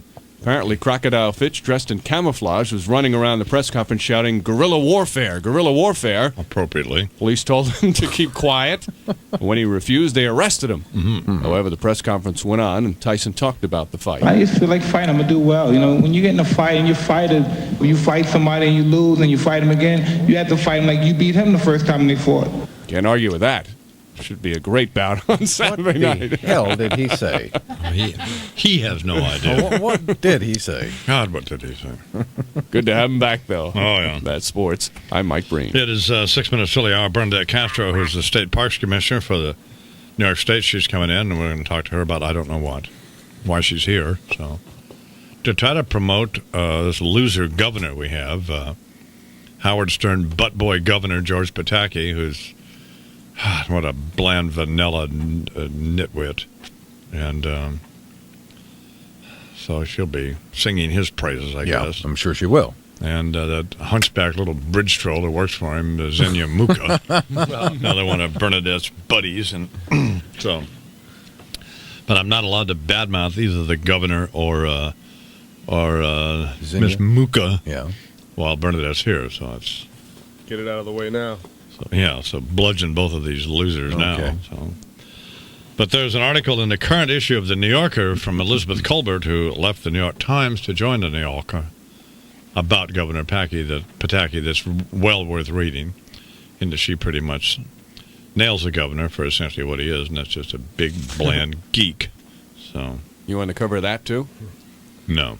I liked it better when you were cutting your blow on the cover of the New Yorker instead of reading it. Imus in the morning. That's me, Bill. Here we are at the Super 8.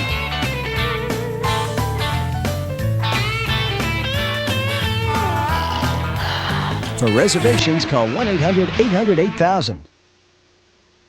Imus.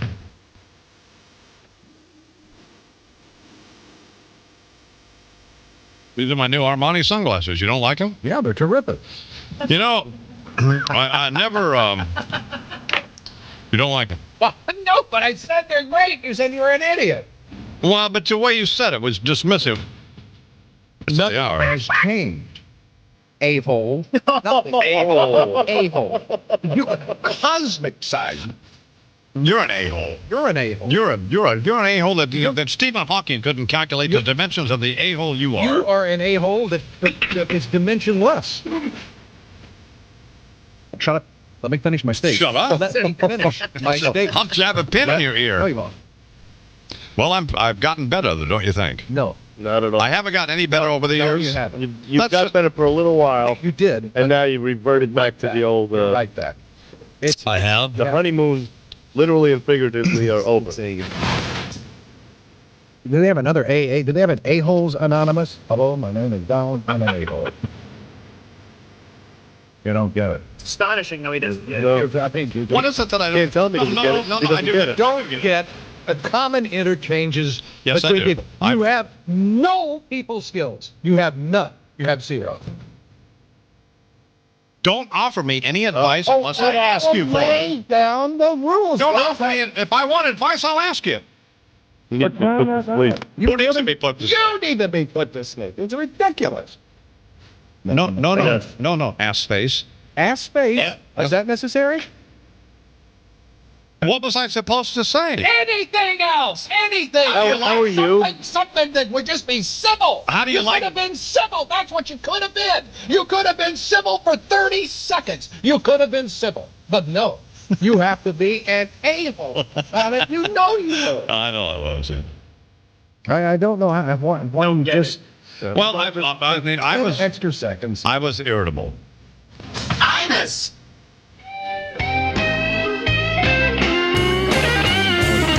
Hitman to kill a business partner has put together a new defense team. Yeah. Hirschfeld has hired Mayor Giuliani's former chief of staff, lawyer Randy Mastro, to defend him in court, and Paula Jones' spokesperson, Susan Carpenter McMillan, to focus on, as it's put, the court of public opinion. Sure. Ms. Carpenter McMillan said yesterday, "I will be handling Abe's press on the attempted murder case and looking into other matters from a public relations perspective."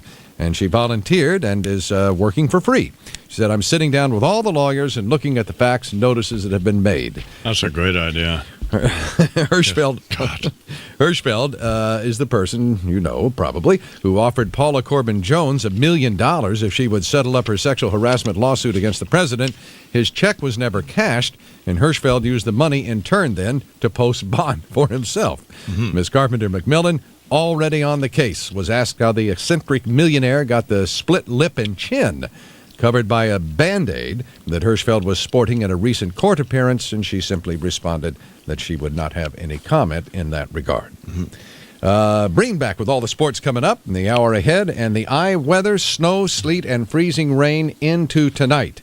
The high today in the mid-20s. Then this evening, the sleet changing to freezing rain, and finally all rain after midnight as the temperature goes slowly into the 30s. Then tomorrow, just rain. 15 degrees, though, right now at 3 minutes past the hour.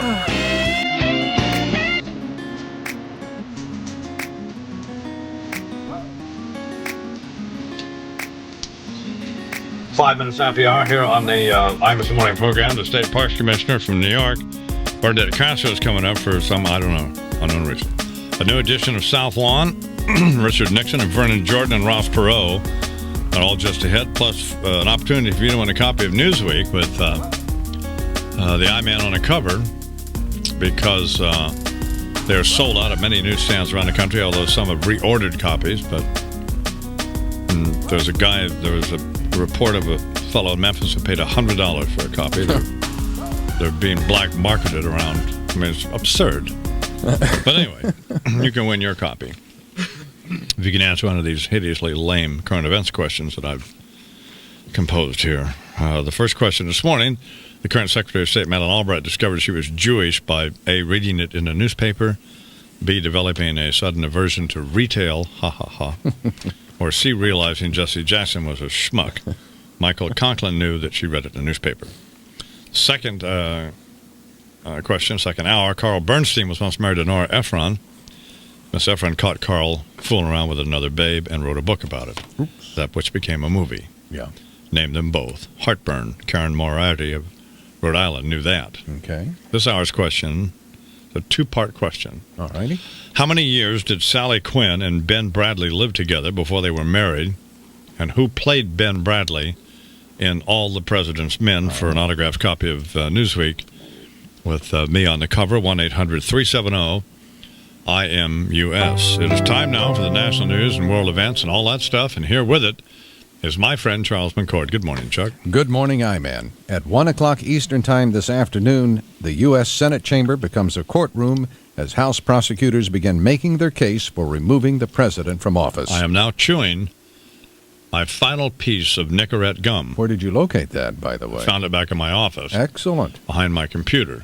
Perhaps that can bridge this time between the current gum that you're chewing now and that which we are searching for in the neighborhood.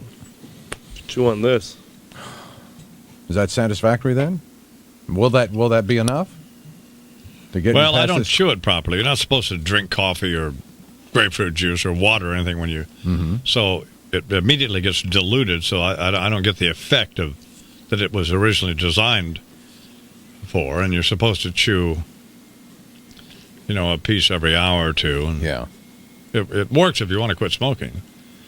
But, I've been chewing it for 10 years. You're supposed to chew it for 6 months. I understand. That's absurd. But I don't smoke, so. Are you getting nervous? But now if I run out of gum while I want a cigarette, no. Yeah. I'll want gum of some sort. I gotcha. I would rather have Nicorette gum. If I can't get Nicorette gum, then I would take that sugarless Trident stuff or Dentine, whatever it is. But I do need some gum. Now.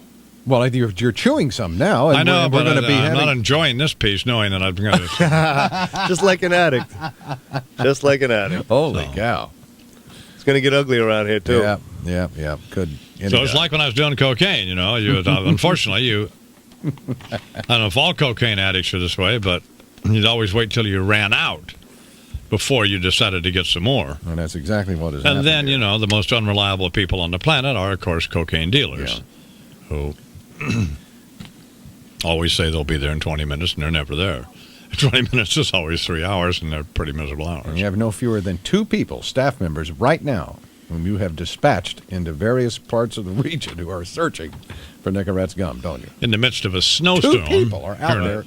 Well, Kara still hasn't left, has she? She's still... No, there she is. Still. Dana is in Astoria, right as we speak, up in the hood, checking for an open pharmacy. She says they don't open until 8:30. I was just on the phone with her. Uh-oh.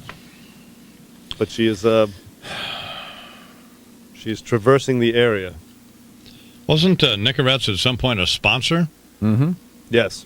Yeah. Should one of these thieving... No, we have a 50 salesman work at this radio station.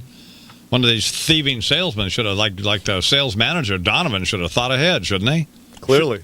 Shouldn't have been permitted to reach this point. No, I mean, that's another point. He's at fault, no doubt. We should have some of this stuff salted away so we could avoid this ugliness. Yeah. Maybe I can call Deirdre and have her fax me some. What's going on? What else? I'm sorry. Okay. Chief House Prosecutor Henry Hyde, last night, said he wants to call the president. Take the stand in the Senate, where the impeachment arguments begin today.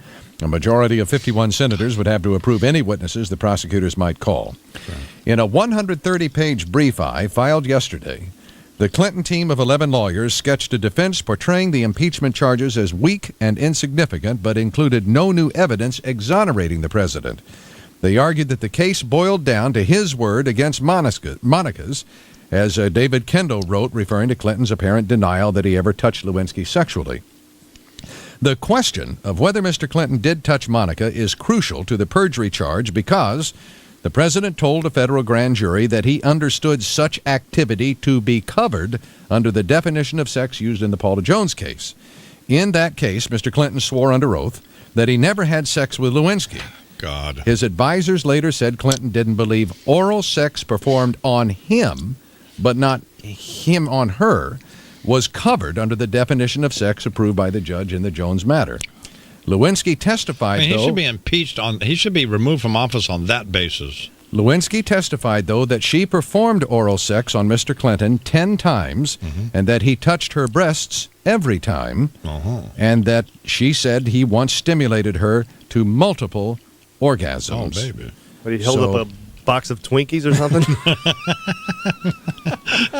Hang a side of meat there off the desk in the Oval Office. Oh, my God. White House Press Secretary Lockhart says most people disagree with the House Republican view of what constitutes an impeachable offense, and Massachusetts Senator Edward Kennedy says the House prosecution case, in his estimation, is already sinking fast. I firmly believe that even if the allegations as stipulated by the House of Representatives, as reprehensible as they are in terms of the president's conduct, do not rise to the constitutional standard by which the president ought to be removed. Yeah, it's not like he drowned her. Not at all. No. ABC, CBS, and NBC plan to selectively cover the Senate impeachment trial of the president. All three say they'll carry today's opening at 1 p.m. Eastern Time and then rejoin, as events warrant. And MSNBC planning gavel-to-gavel coverage. Be wall-to-wall, y'all. Yeah. Wall-to-wall, y'all. So. Here on MSNBC. There you go. Good God Almighty. Yeah. Unless we have a break in the John Benet Ramsey situation, or O.J. finds it. Cynthia Oxen. Marcus That Allen killed mole somebody. removed from her lip and decides to come back on, talk to John Gibson about something. Debate the guy with the dreadlocks. Jesus God, what a freak show. Now get the Wall Street Journal delivered for 13 weeks at just 57 cents a day, a 25% savings. Call now, 800-391-0707. That's 800-391-0707 for the Wall Street Journal.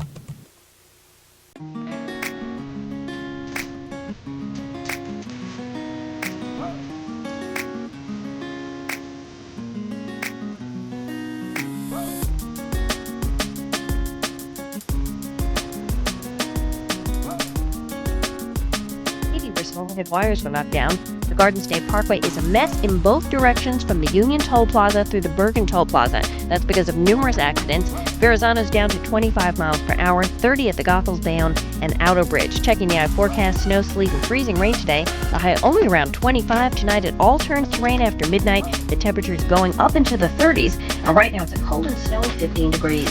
This report's brought to you by Bayside Kia. Get up to $1,500 cash back on 99 Sephias or $2,000 cash back on remaining 98 Sportages. Ends January 15th. I'm Lori McNichols for the Nextel Communications and Highway Patrol. On the next South Lawn, the bell has rung, the gloves are off, and both sides are coming out swinging as Fatman's impeachment case is prosecuted as a conspiracy. I told you that months ago. A right-wing conspiracy. Call Oliver Stone. What good's having all these Hollywood phonies in my pocket if I can't get that paranoid bastard on the phone? Prosecutors allege that Fatman contrived a plot to keep Fat Girl from revealing their relationship, while simultaneously ruining her reputation. Reputation? This is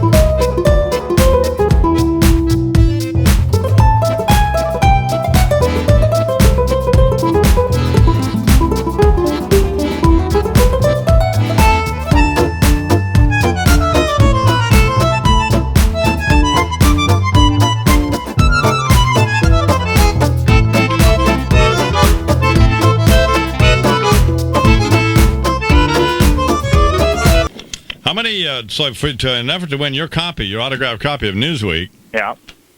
have you been to the newsstand and tried to buy it? The significant other got me one the other day. Oh, so you already have one? Well, I have one, and one of the 12 dogs we have almost destroyed it. Okay, so now you salvaged it. Well, there's an opportunity here for you to win an autographed copy. How great is this? This is good. Okay, here's the question. How many years did Sally Quinn and Ben Bradley live together before they were married? And who played Ben Bradley? You know, he used to be executive editor of the Washington Post. Yeah. Who played him in All the President's Men? What's the answer here? Jason Robards played Ben Bradley. Yes. And they were together, I believe, 5 years. How did you know that? That's right, by the way. How did you know that? The number I just guessed. Oh, you did? That's when I'm figuring the wife's going to stop at adopting kids. Number 5, hopefully. Well, she... I talked to you before. I was building a log cabin, and I was at-home dad. And you told me, well, I'm not going to have a such-and-such computer in the cabin at the time. Because I didn't win. But since then, she's got another kid. Right. And she's working on another one as we speak from Ethiopia. Okay. You're adopting these children? Yeah. Oh, well, good for you. Yeah. I guess. I guess. Get out now. How many children have you adopted? So far, 3. 2 girls and a boy. Okay. And all babies, so, you know. They won't know any difference, will If they? you think it's bad with Wyatt some days, think of me. I never think it's bad. No. You probably don't either, huh? Oh, God, this is really a stupid conversation, and I'm almost not going to give you the copy, am I, Charles? Come on. What do you want an autograph to? Sunday Rock Farm. Sunday Rock Farm? Yep, that's our farm. Oh, it is? Yep. Which is, by the way, a point up in the Adirondacks. I see your guest there, and we go to the Adirondacks a lot. Park, you find a lot of candy wrappers and cigarette butts and stuff laying on the road there in the park? No way. It's beautiful. We don't right. have anything like that. Jim, thanks. Okay, thank you, Don. Please welcome now, here at 23 minutes after the hour, the State Parks Commissioner of New York State, the former czar of the Castro convertible sofa, our little friend Bernadette Castro. Good morning, Miss Castro. Good morning, Mr. How are you? Imus. You look great. Thank Doesn't you. she, Chuck? And so do you. And Very I brought all of my Newsweeks for you to sign for me. I'm not signing any for you because No. I was talking to Miss Castro on the phone the other day. What was wrong? Where she was begging me not to say horrible things about Governor Pataki. Because he's... Or your friend, Miss Muka. Xenia. Yeah. And I said, okay, I won't when you're here. And did you read the New Yorker piece by Elizabeth Colbert and Governor Pataki? You know, I did read it, and I thought there were some very insightful observations. Like what? By the author. The fact that she, I think, gives you a sense that he's a man of great substance, and that...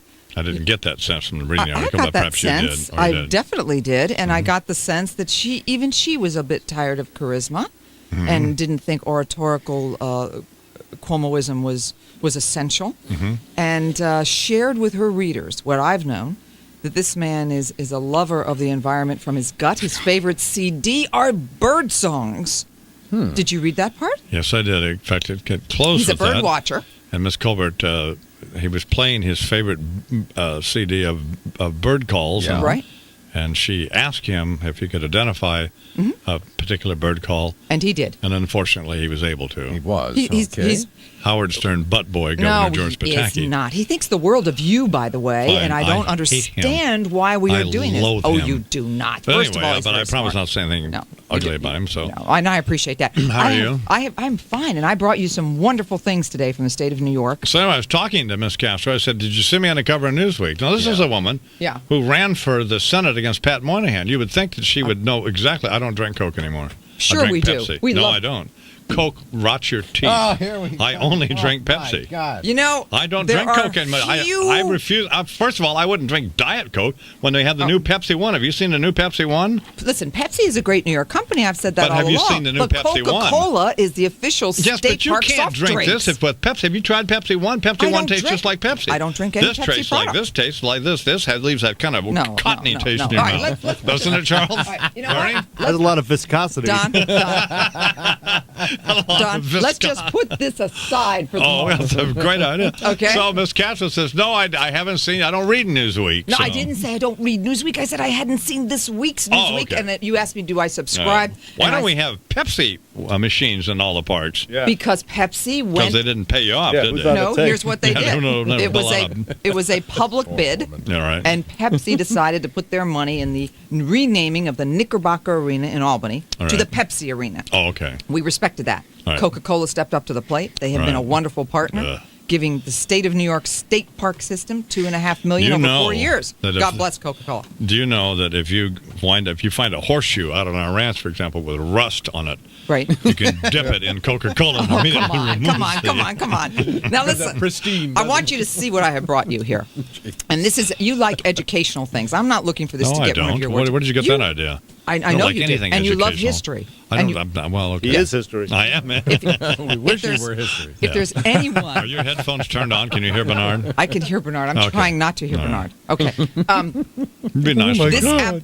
I love Bernard. But this happens to be a great way to learn the history of New York State politics from right. Rocky to Pataki. And the authors, So is one that of the part which... about Nelson Rockefeller? No, we the way don't. he We're not died? going to discuss the way he died. He was a great governor. And look at this. Sitting there. This is an original... Sitting there reading a New York. An original Wall Street Journal watercolor, upside down. original for you from the cartoonist. Don't talk about that Hi, Rosen. anymore. Hi, Rosen. How did you know that? You knew that just by looking at the cartoon? Yeah. He's well, a he also brilliant signed it, cartoonist. by the way. Oh, yes, he did.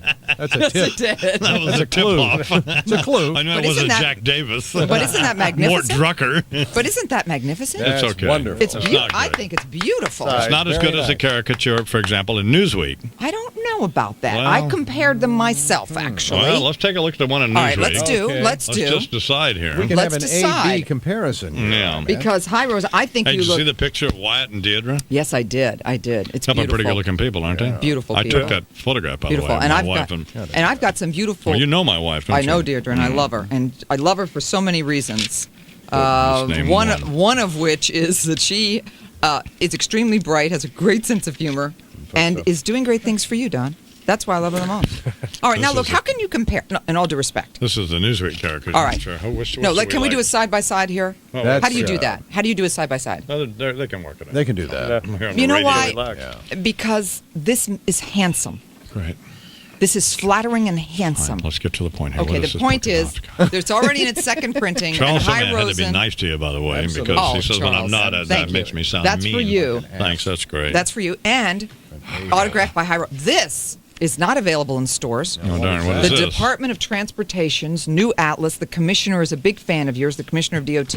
Joe Boardman signed it. Who was the guy who stabbed himself to death with the ice pick? What was his name? What? Remember the guy, he was a big-time Lord. New York politician. Big He was the time? Queen's... Donald Manis. Oh, yeah, now, I have nothing to do. Is he in here? No. Oh, probably. Probably. No, it has a great index. Yeah. But you know what I love to do? This Anything is about Sid Davidoff and Dick Aurelia? Remember when they were carrying around bags of money for John Lindsay? Every time I say that, then Sid Davidoff Well, of sues me. course. Are you aware of that? No. You know Sid Davidoff? No. You don't know Sid Davidoff? No. Have you ever met him? I don't think so. Have you ever heard of him? Don't ask me that. See, I'm not a You've never city heard of Sid politics. Davidoff? All right, I heard of him. Dick but don't Aurelia. ask Have me you ever heard about of him. Dick Aurelia? Don't do this to me. Who are these guys? Well, they're big. these guys?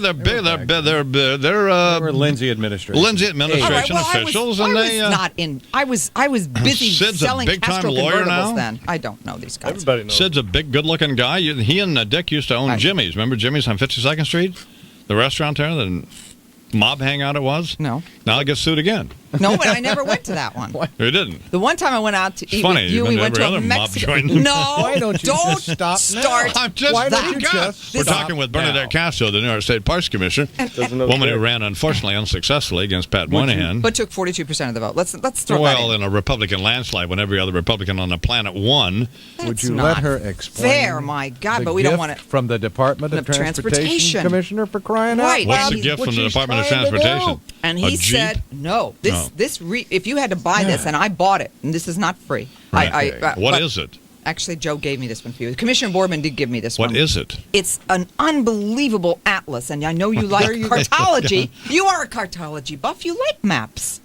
You like maps. Now listen. I've got one on my face, but that's about the extent of the maps I like. This says I like the eye guy because you won't call yourself the eye man anymore. No. So he made up eye guy. Isn't that great? Isn't that cute? All right, fine. Give me this All now right, so I'll I give can you this. put Well, this in the round file. No. That's what about when you're out making your photography expeditions and stuff and you need to know back roads and junk around the state? There you go. That's right. That's a $45 Say book. thank you. Oh, great. Thanks, Miss Castro. All right. Miss Castro. Very well. And then this. Talk about history. All right, look at this. Long Newsday. Island, our story, how water gives the women on Long Island breast cancer. Is No. that what this is about? No.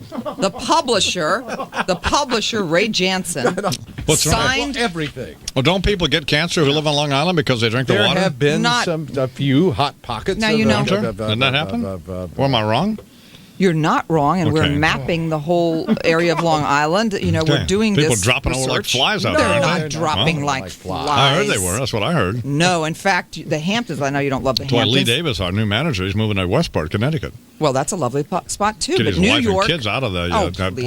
Long hotbed Island of is cancer such. out Oh, there. please. Will Shut you up now. please give that a rest? Okay, fine. All right, now, Long Island, our story ran daily in Newsday, the history of Long Island Are they still from the printing Newsday prehistoric even, by the Ice way? Ages. Look at this book. This is a quality book How's for that New little York Wyatt. Newsday doing, by the way? I don't know about New York Newsday, but I can tell you Long Island Newsday is the power Look at of this. powers. Right. It's a This fabulous talks about history. everything from Native American history, the That's Teddy wonderful. Roosevelt, who's loved, no matter where he was, it was Sagamore Oh, Hill sure. and Oyster Bay. I mean, it's a book. it's a See great something book. about the And what, this Indians? retails. They can't keep this in stock. It's mean, available in Barnes and Noble, your Okay. favorite store of the moment, anyway. And it also has a great index in the back. Look at that index. And it's Look at that you index. like Check it out. indexes because you like to save Yeah. time and you like Sure. to go to the index and Exactly. look up See your if friends. I mentioned it. Okay, I let know. me have this. Okay, Well, it does this- mention Marconi. I bet you didn't know how much time Marconi. He actually was a Long Islander. Did See you know there? that? I did not know that. Okay. What did he Look up die of? Marconi. What did he die of? I have At a pizza shop. Radiation I have poisoning. no idea. Radiation poisoning out there on Long Island. It's 8:32 Eastern Time. Here on the Imus Morning Program, But- we're talking with Bernadette Castro. But you didn't let me Who's read he? the inscription from the publisher of Newsday. Okay, Because now- it's significant for you. Pay Who is the attention to publisher of that. Newsday? Ray Jansen, a great guy. He says, Great you want to read it New out loud? Can you read it? The first cowboys were on Long Island. Do you believe it? It's the truth. I'll be On darned. Montauk, Isn't that a great? place called the Ranch. They still operate. They've invited you to come. Uh-huh. They still work cattle and have a lot of horses I'll be darned. on Montauk. I'll be darned. Okay, what else do you have here? What else I have? The real Why are you here meaning this of morning? substance. This is what we're getting to now, in Here we addition to go. bringing you the gifts. All right. All right. This is the core of her visit. This is the right core now. of the Now, visit. Come on. Okay. Yeah. There's something extremely Are significant you going to of run for national office again, by the importance. way? No. Okay. No. I actually love this appointed role in the cabinet, and I can see why Kissinger never You know, ran. people from the Parks, people from the Parks Commission, people from the Parks Department, Right. told me you're the first commissioner who ever even visited any of the parks. Well, I love the parks. Because you're just such a quadruple A personality and a control freak. I said, obviously, she come would visit on. every single Oh, park yeah. and look at every single No, park bench. that's her commitment to her position. And But how touch can- every tree. But listen to me. How can you run a beautiful system of 151 state parks Amen. from Niagara Falls to Jones Beach, 35 historic sites, including What a Washington's dreadful headquarters? place Niagara Falls is, by the No, way. but you went there in the dead of winter, I know, and they but love God, you what a there. horror It show. is a beautiful. You shot last year's cover. You know what's an ugly In the town? winter. Buffalo. God, what a horrible Now you place. see. Now don't say that because that shows that you really don't understand historic architecture. Exactly. You do Some not of the understand finest historic architecture. historic I'll architecture tell you what, in the Buffalo world is a Buffalo. horrid place. No, Ugh. it's not. The No. Mogadishu of New No. York That's State. exactly Bernard? what it is. Now, see, now you did not That's a spend. horror show. It's a beautiful And where's that city. place you had to stay? Poor little Deirdre and I were staying. At the magnificent, traditional, historic Roycroft Inn. Yeah. It were spent in a- 3 to What a 4 million. You were in a landmark Don. building, for God's Where's this Don't- other place don't you do had to this. stay with Wyatt, by the way, the new place? Where was that? The little Well, Wyatt was with us, right? This was the some other Hudson- shoot we were on. That's right. And Oh, this, well, this that didn't other work show. out, Oh, yeah. but listen, it did work out more than you know. No, it did. Yeah, the Bridge Authority, for New York State Mm-hmm. would like permission to use your shot of the magnificent Palisade, the Bear Mountain Bridge. It's not a good This shot. it is a great shot of the bridge. They don't have a shot this good of the bridge, and they would like your permission. I'm to ask you today. I'm glad you brought this up. I would have forgotten this. I have to ask your permission today. They want to put it on the cover of their annual report. Permission And they will denied. give you credit, of course. I have to pay my wife and child for appearing in it. That's right. They don't. But this is your token gesture to the people of the state of New York. Your photography work. I'm not that fond of the people of New We York. try to keep Oh, yes, tokenism you out. are. Manhattan, Come I on, like 'em, but We don't So we welfare keep tokenism So out. anyway, it is a beautiful shot, and It's not a very good photograph at all. well, we love it. No, they may not have my permission to use it because Permission denied. Don't do this. it's not a good photograph. It's a But they love cheese. it. Well, it's not good. It's better than anything in their archives. It's better than anything that anyone has done. Give in here, man. Give Ugh. in. Oh, give It's in. not a good shot. But I know. But what do you mean? I know. It is a good shot. The answer is no. Now what else? They're not. They're going to be very disappointed. I don't care. I'll go reshoot it. Yeah, all right. Well, go you will? reshoot it. Yeah, I'd be happy to go reshoot it and take a good photograph of it. Of the bridge? Well, they Yeah. would be thrilled about that. Yeah. But I know they they're can't on use that photograph. Okay, no but good. all right. So I know they're on deadline. It's winter again. You don't. Why should you shoot in the dead of winter with your hands freezing? They'll have to use another photograph. For this year, and you'll do a spring Yes. shot. Yes. That's Ah, excellent. There's a perfect All right, compromise. we love It's that. 36 minutes past the Nicely hour, or 24 resolved. minutes till the next hour. We're not done. As we're bogged down here in our discussion with Bernadette Castro. Oh, come The New on. York State Parks Commissioner has brought a bunch of cheesy books for the I-Man. Cheesy- And what else now? Right. The What is this now? substance of the visit. Why There's are a you federal- here? That's what why we're is she trying here? to get to. Right now. This is Okay. an environmental issue of national Did you consequence. book Miss Castro, Bernard? Yes. Okay.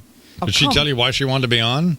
Couldn't get an answer out of her. No, Okay. but now you're Here it going to is. find out, Here and it is. you All are right. going because if there's anything that you intensely dislike. How's this it new is- lieutenant governor by? What's her story? Is there some Mary Donahue. Stepford wife or No, something? no. Come on, she's a former prosecutor, a judge. No, she's a very lovely woman and smart. She sat down during the governor's Yes, address. and the governor was a great sense of humor, and I guess you know the line, the famous line. It was fabulous. He looked at the audience and he said, my wonderful lieutenant governor, who I am confident is now seated in her chair.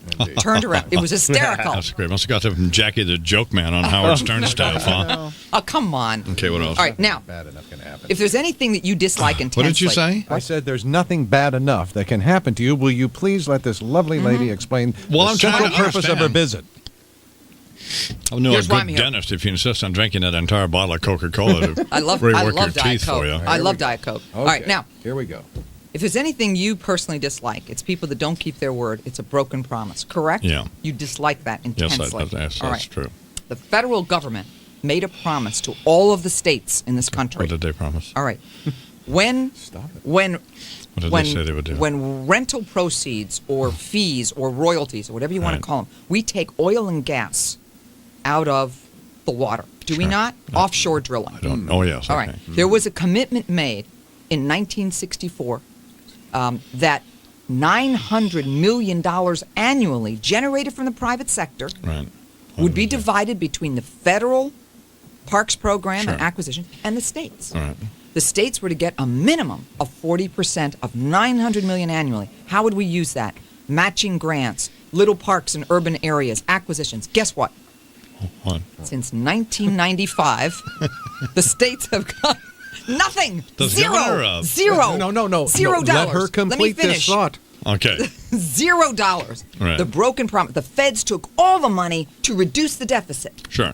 Where is this taking out a natural resource, which is drilling, Right, sure. replacing it with man-made and preserving natural resources? Right. It's a broken promise. Yes, We're it having is. a big summit in Albany on Wednesday, January great. 20th. Teddy Roosevelt IV, a great conservationist, will be there to speak. The governor, of Was course. Governor Pataki ever hit on you?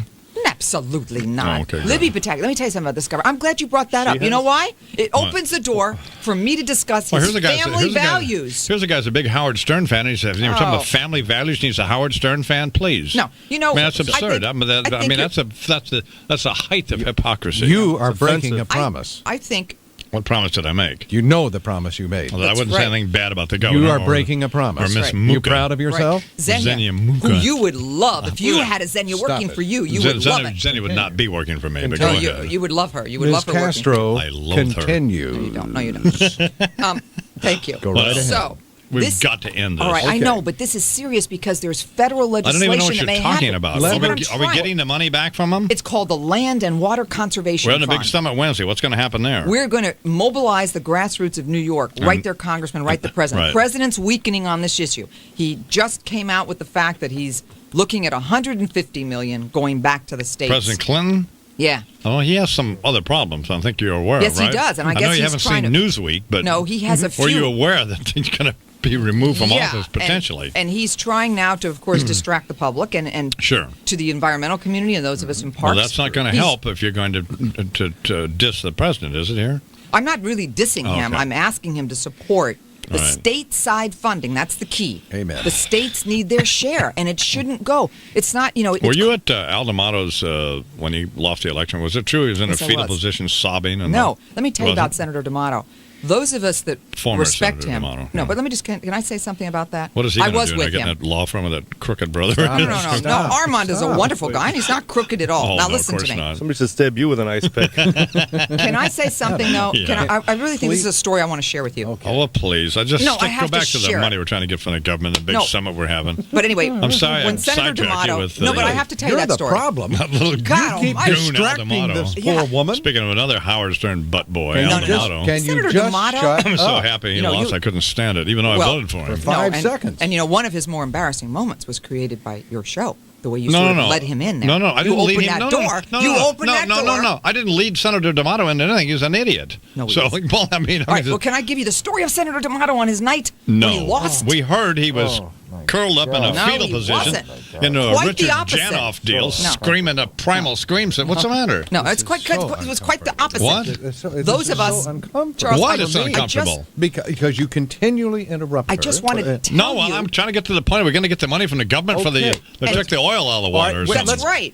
Let's go back to How about going out to Long Island and getting the syringes out of the water too? Shut up. That's a different program. Let's go All back right, to the this program. grassroots involvement Yes. in this project. Get the Contact crack your addicts, congressman. get the heroin addicts needles out of the No. water at Jones Beach. I'm gonna go. The Atlantic Ocean, Jack. Jones Damn Beach. microphone. Jones What? Beach is so clean, and you were there. I It was, is well, nobody immaculate. there. That's why I was clean. It was immaculate, and it's always like that. Now, let me Yeah. get back to. All right. Can I tell the D'Amato story? It's then? 18. No, we don't have time. So you're out of time. It's 18 minutes All right, till the well, hour. let's We're talk about- talking with Bernadette Castro, and we're finished here. You have The anything Land- else? The Land and Water Conservation Fund. Okay. We need every legislator across the country, not just New York's delegation, All right, excuse me. to reinstate the stateside funding. Okay. It has built public. What did it do over 30 years that it was active? I don't know. From 65 to 95, in the Okay. state of New York alone, Great. $200 million went for public swimming pools, Right. urban parks, okay. playgrounds, Fairs. soccer fields, Coke things that machines. children need, not Coke machines. Don't put down Coca-Cola. God bless Coca-Cola. Don't be distracted, Bernadette. Continue. No, I'm trying. Fall out. Don't let him. Bette distract you. Midler. Why anybody Bette would drink Midler Diet is Coke involved when, in this issue. when Pepsi One's on the planet now. Now, but we don't have to Have you tried discuss- Pepsi One? I have. Why are you doing this, though? Go ahead. Have you tried Pepsi One? It's, No, it's a I simple haven't. I don't drink Pepsi. Oh, okay. But I think it's a great New York company. Well, They employ a lot of people. Okay, maybe now, you should think about drinking it. Well, Okay. no, I don't drink it actually. Now, Bernadette, continue. continues.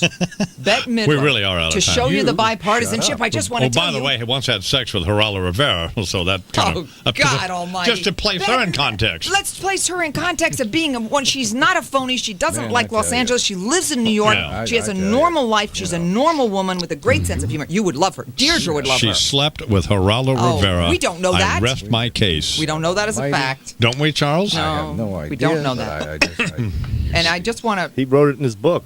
Can I just give you this so that before January 20th, you will continue to say to the federal government, give the states back what you promised them. Here, you here. take oil and gas, offshore drilling, you give us nothing for 3 I can't years. imagine that happening here, but you can give it to me. Yes. I would appreciate that. Thank you very much. Thank you so Great. much, Mr. Imus. You're quite very welcome. good, Donald. Thank very you. good. Is that it? Well, if you want me to leave, it's it. I have some more things I wanted to share with you, but I can wait till the next appearance, which I'm sure will be forthcoming. What next appearance? Why did I know you were going to say that? But I can wait. I would like to see you in your office after the show, though. Could I wait and see? No. You? Oh, I have to. What about what? Because you have to sign Newsweek's for me. You have to sign. I'll sign the Newsweeks now. No, now, and you have to sign the cover shot of the these things are falling off of last year's book for me for my office. I'll be happy to do that. I can And- do that while I'm talking. And I have 3 hardcover copies of your first book, which is very risque. Right. Yes, it That is. was I've leafed through it. I didn't read it cover to cover. Right. Slamming it in the window deal. It was Yeah. very risque, but I have 3 gentlemen Who want to read it? who would like it Yeah, signed. Get all hot and bothered when they read about Step Yeah. Edna slamming little Billy's wiener in the No, window. but we don't have to discuss the No, I guess details not. of that. Fired it across And the so I table. have things like that, but Okay, I just well, we'll do all that. can I good. do that after at 10 o'clock? I can't. I don't want to have to sit here and think that at 10 o'clock I have to endure that. I would rather just do it now. All right, while you're doing commercials While and I'm things? doing commercials, Okay. absolutely. All right, we'll All right, do it's that. a quarter till the hour here on All the right. Imus in the Morning program. Oh